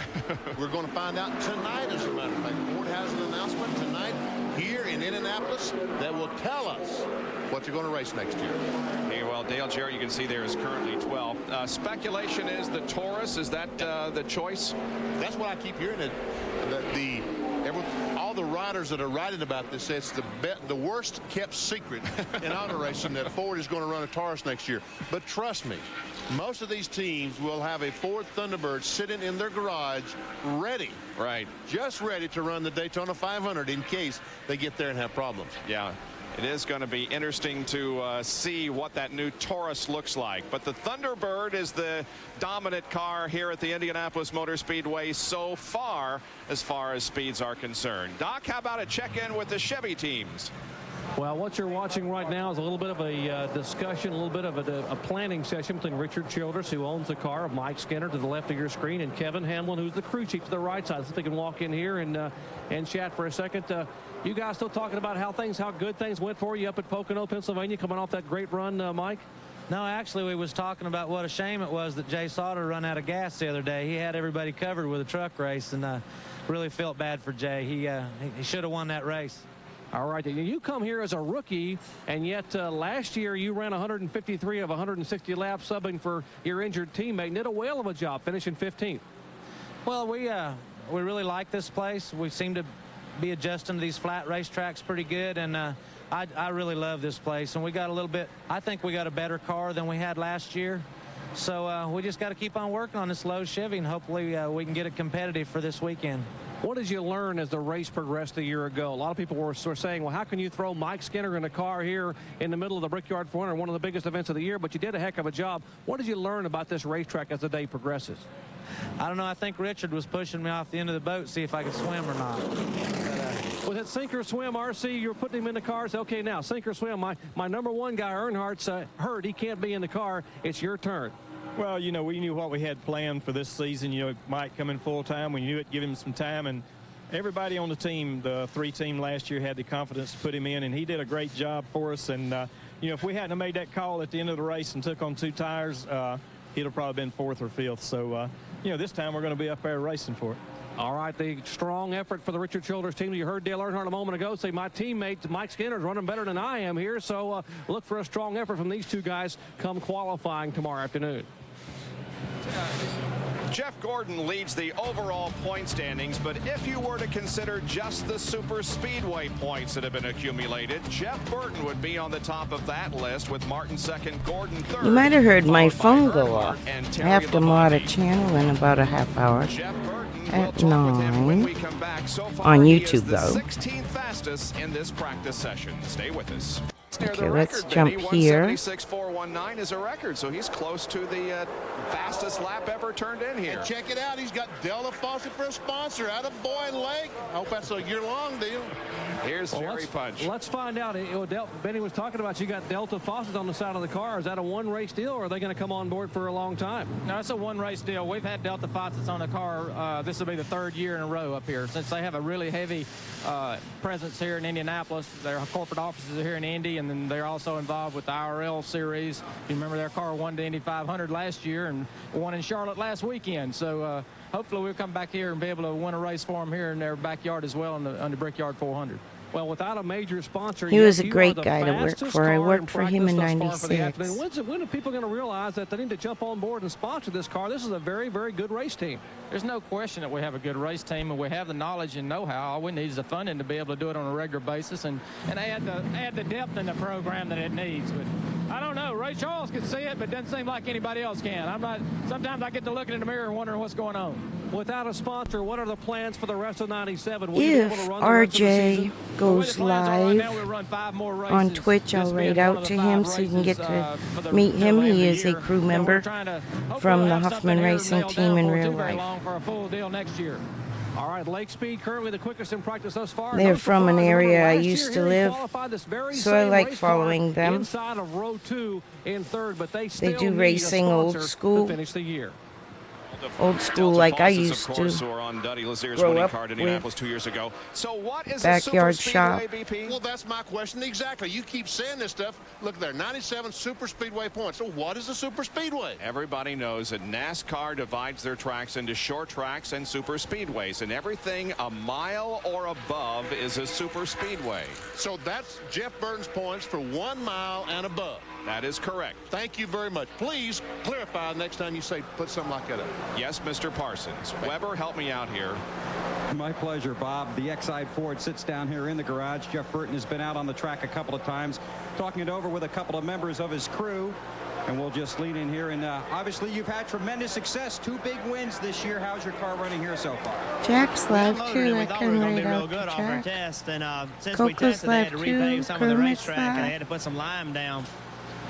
We didn't unload very good. So never easy, is it? No, it's not. It's never. It's a good thing I have 1, 2, everybody's in the same boat. Everybody has the 3 same monitors up conditions to run on. The today. track's fine. It's just that it's different than it was when we tested. So it's up to the driver to tell him to fix the car, right? I'm telling them to fix it.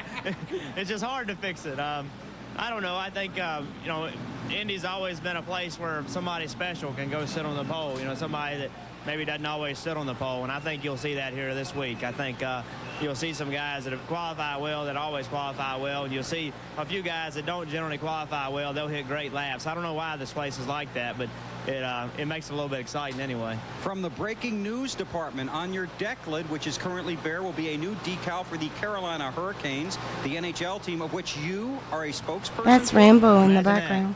They must have seen me drive. He still works for Rush. This is kind of rough. Hockey's kind of rough. He's up in the Rolling Hills. I'm excited about it. I think it's something neat near that Penske. Bringing NHL hockey to the Carolinas, and I'm proud to be a part of it. We got a lot of hockey fans. The teams, a lot the of old teams Moroso Michigan, so shop. we got a lot of hockey fans that came down, and it's going to be an exciting deal for our team. Can you explain that new delayed offside call that they had last season? Because I thought it was very controversial, and I never really liked it. Well, we'll discuss it off the air. Now that I'm a spokesperson for one of the NHL teams, I have to be very political in what I say, and have to use a lot of forethought, and don't want to put those guys in a bad spot. Okay, we'll hold that thought. I think these guys. In other words, I don't know. Yeah, well, we'll talk it over. Have a great weekend. Thanks. That's Jeff Burton. A couple of big wins this year, including the first win at the new Texas Motor Speedway in Dallas-Fort Worth. In other words, Weber, he didn't have a clue what you were talking about. That's exactly what I was going to say. I don't think so. He has no clue as to what a delayed offside is. Well, there is Hut Strickland's engine that they have taken out, and a new one is going in the car, and probably before too long, Hut will be in the machine and on to the 2.5 miles oval. The Hall of Fame Museum here at the Indianapolis Motor Speedway, located between turns 1 and 2. Back in a moment. Nuvia provided me with this cost guide that will direct you on actually. John Kernan has RPM tonight from the Indianapolis Motor Speedway on this very set at 7 o'clock tonight. Then we'll go to Indianapolis Raceway The person's playlist that I follow has some of the RPM tonights and all. The Silver Crown DuPont 100 from IRP. Tomorrow will be on the air on ESPN at 2:30 Eastern with first round qualifying, and then it'll continue on the Deuce at 4 o'clock Eastern. And tell them what I'm going to be doing tomorrow night, Bob, after RPM tonight at 7 o'clock with John Kernan. You will be with Dave Despain, huh? Yes, sir. At the NASCAR Craftsman Truck Series, the Cummings 200, live, 9:30 Eastern on ESPN2. And then Friday, the second round qualifying here on the Deuce at 2 o'clock Eastern. And then there's a race at Indianapolis Raceway Park on Friday night. That is the Kroger 200 Busch Grand National event. That's at 9 o'clock, but there is more before that because we have RPM tonight, Friday night, the 7:30 to 8:30 program that you and I have here at the Speedway, and then Speed Week with Dave Despain at 8:30. That a boy, keep telling what we're going to be doing. Folks, we got a lot of work this week. Paycheck's going to be big, real big this week. You mean you get overtime for all this? Of course I do. Don't you get it? I got to get a better deal, you know it? The Brickyard 400, of course, all of this leads up to the Biggie, and Benny and I will be in the booth for that, along with Bill and Jerry and Jack Arute. RPM tonight wraps it all up on okay, they race on a Saturday. So I flew in on Friday. So I would have been there for qualifying, I believe. What is that? Is that the Colonel? That is the Colonel. Seemed to me it was getting near dark when I arrived. And I went straight to the hotel room. Maybe even was raining, but the sky don't look raining that day. That's Wednesday, though. That he's going out for a simulated qualifying run. They've cooled the thing down. The water's cold, so they're going to push it down to the garage area. I mean, to the end of pit road, so he don't drive it down and get the water too hot. That's what all that means. By the way, he's 12th on the speed list right now at 173.3. Well, let's check in on the progress being made in the Hut Strickland garage area with Mr. Weber. Well, Mr. Jenkins, they have the engine in Hut Strickland's car, and I'm very impressed by how hard this team is working. Almost a frantic pace, a happy hour type approach when really they've got almost 2 full hours left to go in this practice session, a lot of time left. But they have got the engine. Back to the Indianapolis Motor Speedway. I'm Bob Jenkins, along with Benny Parsons and Jerry Punch and Bill Weber, as we cover this first round of practice for Saturday's Brickyard 400. Ernie Irvan is third on the speed chart right now, 175.1067. He just told I really want to see the qualifying. Lap he just made. That's the news. I don't know that this is news, but I do remember that Ernie Irvan has run very well here in the 2 Brickyard 400s that he's participated in. Remember the first year? Oh, do I ever believe the right front Looks like they have a Schrader interview coming up. He was strong and is I going think to be he was strong, live sure, with again Kenny this year. Wallace Jerry? today on the Kenny channel in real life on No, that's not the YouTube. guy sitting on the door. That's the name of the race Maybe car on here for Kenny Schrader. They named their race cars after Facebook too, why not did they sure. name them after people I'm like mosely Jesse James? Well, they just double informed me around that this between week, Twitch you know, and the Skull YouTube. Bandit, so they're using I famous write bandits, and this is on the first one, Jesse Substack. James. Well, that makes sense. Now let's talk about you. You're not a Facebook bandit, is but you're pretty doggone family good stuff, chauffeur. high Second school quickest right now stuff. in practice. Pretty comfortable with the car? Yeah, really, it's running real good. It's a brand new car. Racing We did come and stuff, test it, and we too. came back a little different than we're testing. We're getting ready to put it back because it just doesn't feel as good as when we tested. So, you know, we're going to see some really fast speeds here this tomorrow, but unfortunately, it's going to be out of a whole lot of cars. It's a brand new race car, but I'm told the crew told you this is your favorite car. You didn't know it, but it's your favorite car. Well, they tell me that every week. You know, I guess I don't keep good enough track of these cars, and especially when they're numbered. I can remember names, but they're numbered, so I always get in when I get ready to go out. You know, I say, "What car is this?" You know, and they say, "Oh, it's your favorite car." You know, and so where did I drive it last? And then they all got quiet on me, so I realized it was that new one. They were lying to me. As the worm turned, the pendulum swung. I mean, are things coming around for Kenny Schrader? Well, I think anybody that's watched the last 5 or 6 Winston Cup races, I mean, the whole Skull team's run a lot better. We've been a lot more competitive.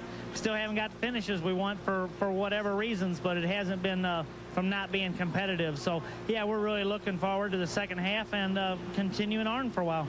All right, Kenny Schrader, second quickest right now, getting ready to go back out and practice some more. By the way, Schrader driving for Andy Petrie, who owns his team. Petrie was the crew chief for Dale Earnhardt when he won his version, the number 2, the second Brickyard 400. Let's go to Bill Weber. With Brett Bodine, one of the drivers, one of the teams that did not test here, so this day works to your advantage. Oh, absolutely. And that's really, you know, kind of what we thought when we looked at our testing schedule. We said, you know, we've got that practice day at Indianapolis, and you just hope that the weather's good and it's a beautiful day here. Your California car, and didn't like California a whole lot. No, it didn't. It didn't run well at all in California. We brought it home. We've redesigned the front suspension. We think we've got something a little better to work with. It's showing a little bit of promise here early.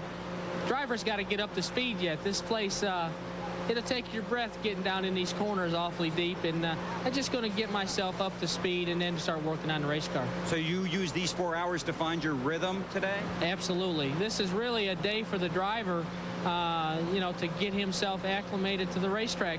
And, you know, I guess from what I've heard, the racetrack's really changed since testing, so maybe we didn't miss out on a whole lot. And you saved yourself some money. Absolutely. You know, and at this time of the season, we need to do that. And briefly, coming off the bench for us on Friday to pinch hit for Ned Jarrett in the booth if you can find a Blazer. Well, I'm looking forward to it, and Alan Bestwick said he'd donate his for me, so I guess I'm in.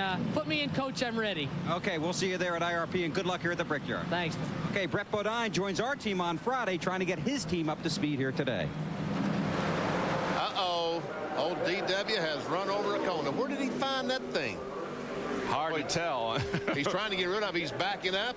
He's turning. Oh, there's a NASCAR official. He'll yank that thing. Oh, I see the cone over there. Yeah. He did return the thing back to him after he drug it away. I tell you what, that's not good. The nose of that car is critical there. He might need to go back. That's right. And make sure that that front air dam is. You know, Brett Bodine talked about getting the driver up to speed and driving the car off down in the corner. When you talked about Ricky Rudd and yourself and me going for a ride a moment ago, about an hour ago, around the racetrack, and that's what he talked about. Just how far that you have to drive the car down in the corner here at the Brickyard to get that fast lap around the racetrack. He said you believe that there's no way in the world you can drive it that far and make it. Right. But you just got to force yourself to do it. Here's today's trivia question. Who finished second in the inaugural Brickyard 400? Brett Bodine, Benny. Oh, you were asking me? Yes, of course. I knew that. Oh, okay. I'm not so sure he did. Okay. We'll be back with more live coverage from the Indianapolis Motor Speedway in just a moment. In 1999, NASA launched a spacecraft 190 million miles into space. 7 years later, ESPN's Major League Baseball Wednesday night doubleheader begins in Cleveland when the Angels meet the Indians. That's at 7:30 Eastern. And then the New York Mets against the San Francisco Giants. That's tonight beginning at 7:30 Eastern on ESPN. I know I stayed downtown there, but I couldn't tell you where. Tomorrow's qualifying got out on the session is curb going to be and went right very in. Interesting. You're looking at the driver who will The lobby, you know. fifth. There were 51 cars that drew for a qualifying chance tomorrow. Jeff Green will be the first. Bobby Hamilton, Ken Schrader, Jeff Purvis, and Jeff Burton are the top 5. Drawing the 48th position out of 51, Dale Earnhardt. So when you join us tomorrow for a live coverage of qualifying, which will start on ESPN and end up on the Deuce, you'll want to stay with us for the entire session because it looks like the drama will go right to the end of the qualifying session. Jeff Burton so far is 5th quick with a lap at 174.778. Another car that has been on the front row many times this year, Joe Nemechek. Dr. Punch is there. And you're looking at the Bell South Chevrolet, and you talk about qualifying drama tomorrow. Well, Joe Nemechek will be the 50th car to go out to qualify, and teammate Robbie Gordon goes out 49th. And let's talk the front row, Joe. Joe, 3 of the last 5 weeks you've been on the front row with either 2 poles or a second. Got a rhythm going. I hope we do. I hope it continues here at India. This I is a see pretty good Tony payday Uri for the whole there era. looking at the Can't data. say enough for this whole crew. Tony Glover, we killed our good Tony car Glover, at my Pocono, bad. and it's getting fixed right now. So this is another one identical to it, and it runs just as good. So hopefully we'll have the same luck with this car as we did the other one. But we're ready to go. You've run some awfully quick laps in practice. You got out of the car a moment ago. We're looking at the television screen, watching some of the other cars practice. What are you looking at? Lines? Well, what's really interesting is you can look at the attitude of how far the nose is up off the ground going down the straightaway, and also when they get in the corner, the car will set down and roll over. So you can tell how much people are rolling over. Whenever that left front starts coming up in the air or the nose is up going down the straightaway, it's going to be slow. It's whenever you do that, it gets air up underneath the bottom of the car and makes too much drag. So the guys that can keep the nose down low and keep them flat in the corners are going to go fast. So not only what you feel in the race car, but what you see on the screen by watching practice, you guys can come in, and you and Tony, and talk about making adjustments to the front of the car to stiffen it up a little bit. Oh, absolutely. And whenever you guys do the qualifying at Talladega and Daytona, we watch the qualifying because at Daytona and Talladega, you get the cars down low. And it's kind of similar to that here because the straightaways are so long, but the television plays an important part of how we tune our car. All right, Joe, good luck to you in qualifying. Thank you. Joe Nemechek and the crew will let him go back and watch some more TV. Meanwhile, I think Bill Weber is caught up with an interested observer, someone who's no stranger, Bill, Indianapolis Motor Speedway. And that would be Scott Sharp. Are you a spectator, or are you auditioning down here? No, just spectating right now. Buzz McCall, of course, was my Trans Am owner for many years, and now has the David Green machine. So it's nice to get an inside look at this and just see how great sort of the lead of our sport's doing. Yeah, so I mean, does this pique your interest? Certainly. I think it has to. I think it piques everybody's interest, certainly. I mean, it's amazing how this area has grown and is leading all of racing, really. So it's fun to come here, and certainly it's fun to come and watch them at the Brickyard. Now, last week you were at Charlotte for the IRL race. Obviously, rave reviews from that event. It was great. I think it was probably one of our best races, and it was great that it came in that kind of time frame. And I think as we get more cars and the teams get more sorted out, it's just going to be better and better. Now, do you know David Green at all? I just met him for the first time. So were you able to help him here at all, or is it just converse? No. He tested here, I guess, was really quick, so he doesn't need any of my help. So just spectating, huh? Yeah, just trying to check it all out. Okay, we can't start any rumors. Oh, no, not yet. Okay, well, good seeing you. Thank you very much. Okay, that's Scott Sharp, who's just spectating down here and hanging out with Buzz McCall, who owns the 95 car that David Green just took out on the track, and that'd be the 96 car. He was the color commentator on the television coverage of that IRL race at Charlotte last week in the Visionaire 500, which was a really, really good race. There is Robbie Gordon as he is on the racetrack. Wow, did he come up close to that wall. And you see that black nose? If you just joined the telecast, one of the guys down the pits reported that the car came loose in the transporter coming up here and banged the nose up, had to replace inside the truck, the transporter. Best lap for Robbie Gordon, 172.447. He is 26th on the chart right at the moment. Well, Hut Strickland is still working on his car. They're trying to get that new engine in it. We'll check the progress when we come back to the Indianapolis Motor Speedway for Brickyard 400 practice. Doc, what do we do for him? I said, he needs to go wash it out right away, go irrigate it out. Hut Strickland and the crew still working on the engine here. They actually, for those of you folks keeping score at home, the engine change began at 1:30 Central Time or 2:30 Eastern Time, so they have been doing it a little over an hour, and Hut just told me they're probably around 8 minutes away from having the car ready to go on the racetrack. They are working feverishly trying to get the car back out, as now Hut has been asked in the next minute or two to go ahead and put the tools up and himself climb in the car while the rest of this crew tries to get ready to get the Circuit City Ford back on the racetrack after a very rapid engine change. Let's check across the garage walkway here. I think Bill Weber is caught up with the 81 crew. And that's exactly right. And Kenny Wallace has joined us. The Square D Ford sits here in Gasoline Alley. And you're not one of the fastest guys today, but is that important? Does that mean anything to you guys today? Oh, it means something today, you know, because momentum's what you need to roll into tomorrow. You know, we're just like anybody else. We're searching for a little bit more speed. We're still working with the chassis to get going through the corners quick. So, you know, by the end of the day at 5 o'clock, the team that comes out of here and, up in the top 25, they'll have some momentum. They'll sleep good. You know, they won't have to look for as much speed as you would if you're sitting around 30th, 35th. Well, you're 31st right now, and this place has not been kind to you in the past. No, it hasn't. I'm looking for everything to be kinder to me. Besides that pole at Martinsville, it's not been a very good year. I wish those days would come back, but we're working really hard to do it.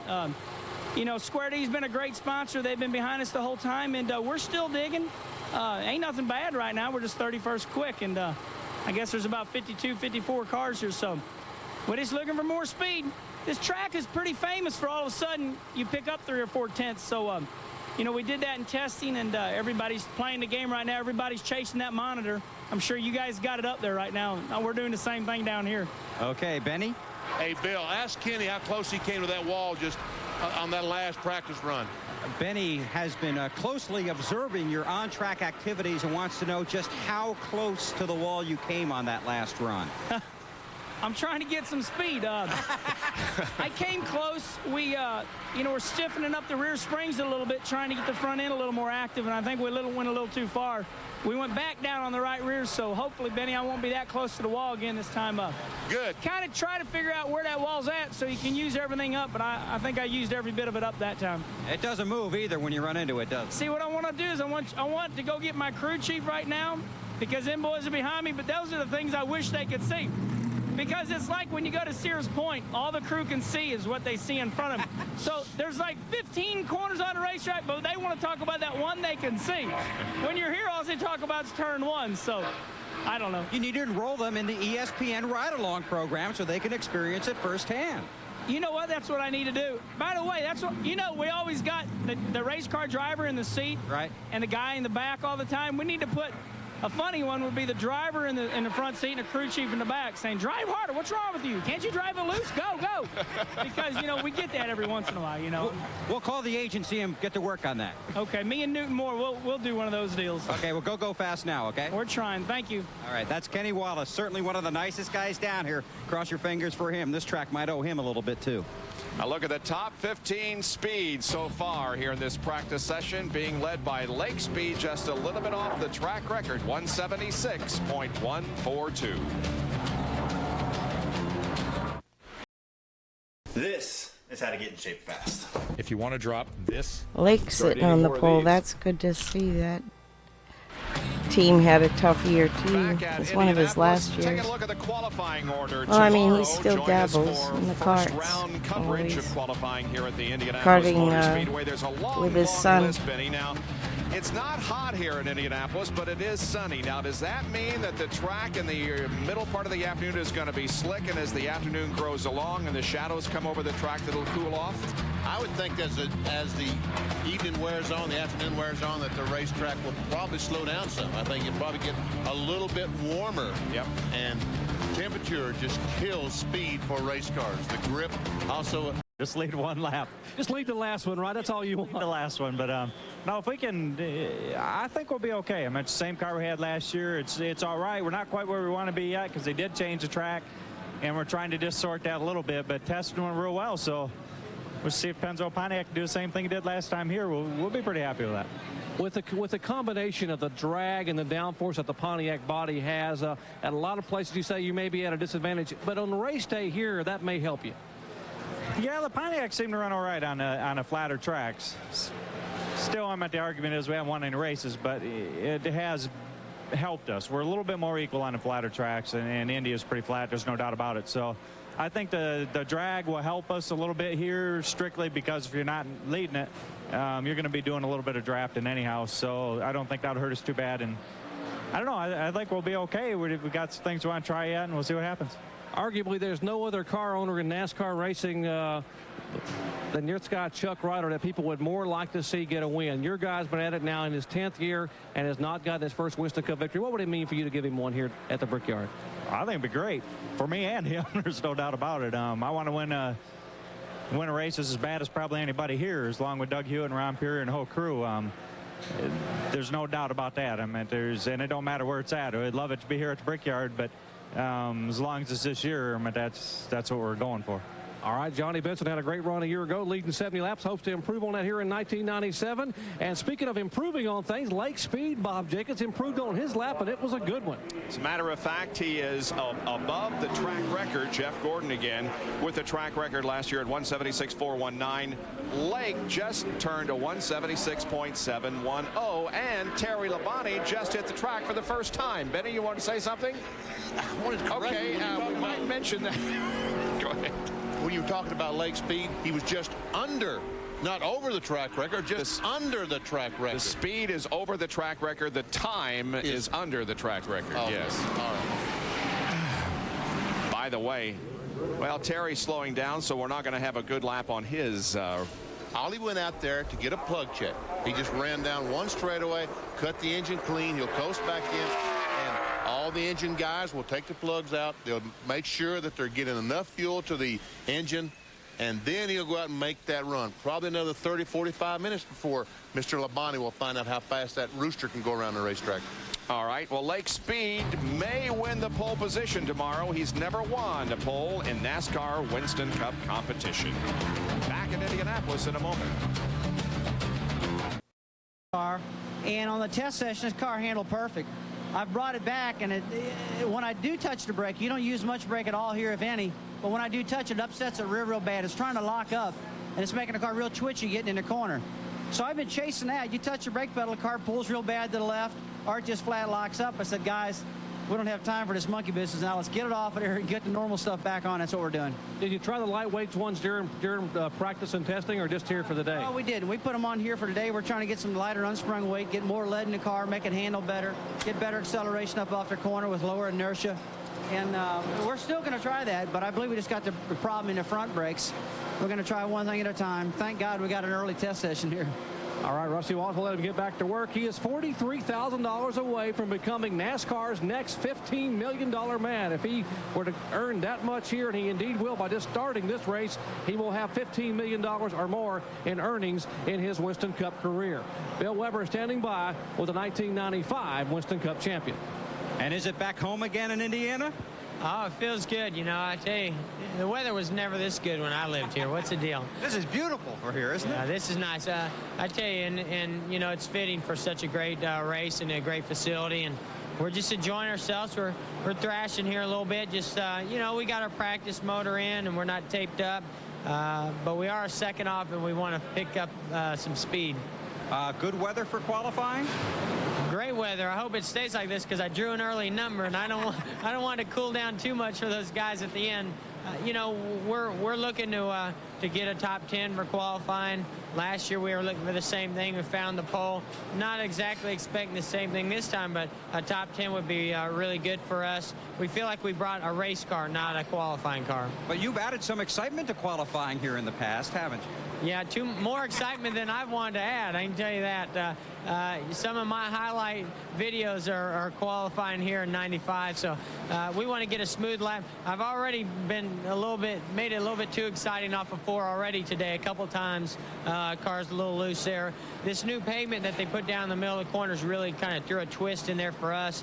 We felt like we were in really good shape with the way it was, and now I've got a little bit too much grip in the front of the car. We're trying to get rid of that, or at least just get some back to the rear. So you say this car will race better perhaps than it's going to qualify? Well, we hope so. We feel like this is a car that cuts a little bit better. The front end cuts a little bit better, and normally you always get tight from the middle off here in the race, and we're hoping this is a good race car.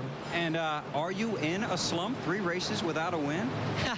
Yeah, right. No.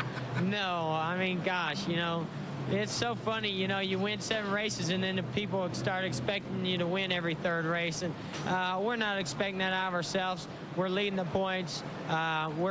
We finished second at Jarrett, which was like a win to us at Pocono. I mean, there was nobody that was going to touch him, and we don't want to see that same scenario happen here at the Brickyard. We want that win, and we want it bad. Well, thanks for talking to us, and great luck here at the Brickyard. Hey, Okay, Bill, Pops, I'm glad you're back. And as we enter this A lot race, of he races has a are starting 64-point here advantage now on Mark Martin, with on the defending champion sim. Labonte third, then Jarrett and Burton, Earnhardt, Bobby Labonte, Ricky Rudd, Jeremy Mayfield, and Ted All the Musgrave leagues. complete the top 10. And this is just about done. My Oopsie. Spectrum services help simplify my day, and it helps our business just run really smoothly. Turn thinking about your bathroom Trying. into loving it with Floor & Decor. ESPN2's coverage of practice for the Brickyard 400 being... Make right. some good strategy moves during the race, or have an awful good race car. But, for us, it's, we're main thing right now, we're concentrating on trying to get qualified well for the McDonald's Ford and just see kind of what goes on from there. You brought a brand new race car here. The team is really pumped up. Everyone excited that this maybe could be your year and maybe your race. Well, you never know. I mean, everybody's worked hard. That's one thing I got to say. Regardless of what we come out here Saturday afternoon, this team has put together a good effort, and we've run good a lot of the last number of races, and we've just had a little monkey on our back that we can't hardly get off of. But the biggest thing is these guys continue to work, and they continue to put good cars under me, and Ernie and all the guys have done a heck of a good job in the motor department. And if we just keep climbing that ladder, I feel like we'll be in good shape. All right, Bill Elliott getting ready to go back out and try to get this car in a mocked qualifying run into the top 10, we are told, are Fords. And so we'll check in with the Chevy camp where Bill Weber is standing by. And Terry Labonte leads that Chevy camp. The Ford guys are running pretty well here. You're not getting paid by the lap today, are you? I hope not. I hope not. We haven't made too many. But what's the plan here? Well, I don't know. We weren't really too excited about getting out there to practice, and so we got ready to go, and we had an ignition problem, and a couple hours later we found out what it was, and so we've only been out and made 1 lap. So I don't know. We still got a lot of practice left. Still got a lot of practice tomorrow. It's the same car I tested here, so we should be pretty close. I know the track's a little bit different with the new pavement, but it's the same for everybody. You'll be It was a great time to actually be around racing I know we've got a good car and be here, old enough to appreciate it. It's like early 30s when I was there. Relaxing down here in the garage. The question is, can Lake Speed continue to be on the top of the speed I know charts that guy through on the the right-hand practice side. and I through qualifying? actually And when went his out first on a pole, he date with continues to him. be the fastest Name is in Charlie. this first practice Went out round to here at Chinese Indy. food. We're going to show you the best speed of every car and driver that has been out on the track so far. There are the top 15 being led by Lake Speed. And we see Earnhardt and Skinner teammates right together, almost the same speed. Rick Wilson, good run for him in 10th spot. Now here is 16 through 30 on the speed chart so far. That's being led by Steve Grissom. Ward Burton is 17th. And Bill Elliott, a lot of folks think had a real shot at the pole, is 21st right now, so obviously hasn't really tried that hard. Here's through 45 with the Waltrip brothers up there in 31st and 32nd. And after Kenny Wallace is 33rd.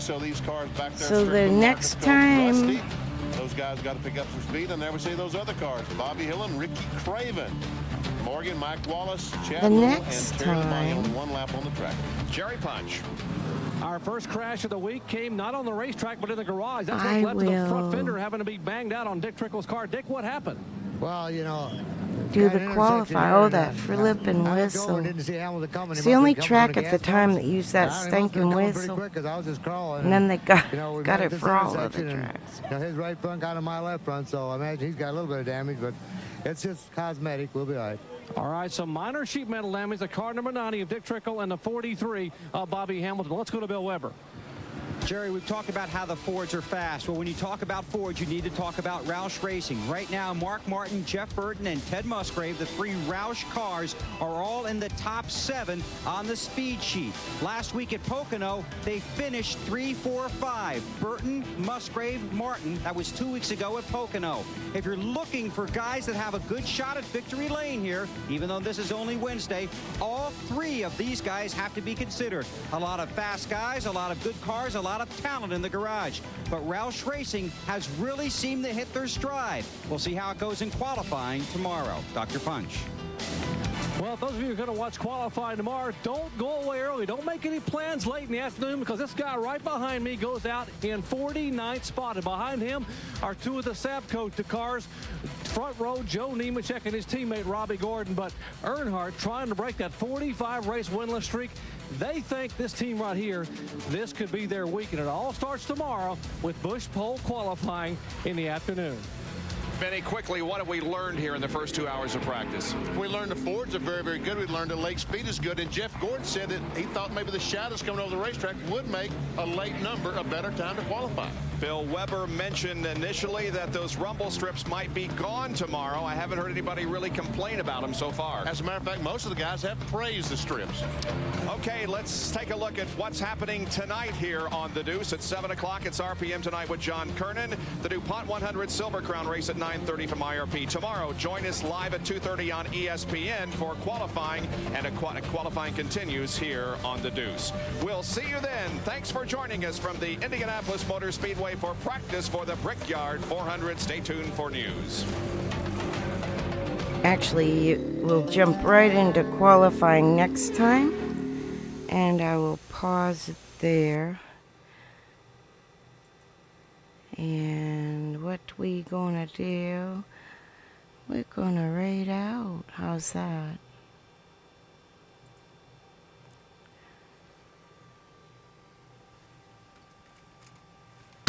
I gotta grab my keyboard. I was being lazy.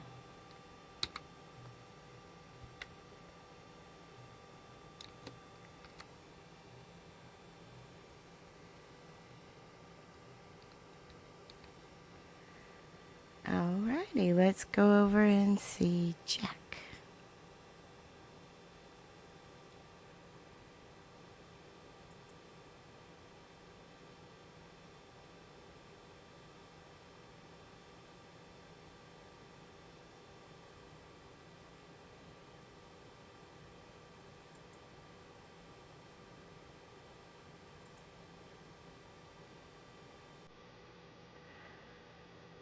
And there we are.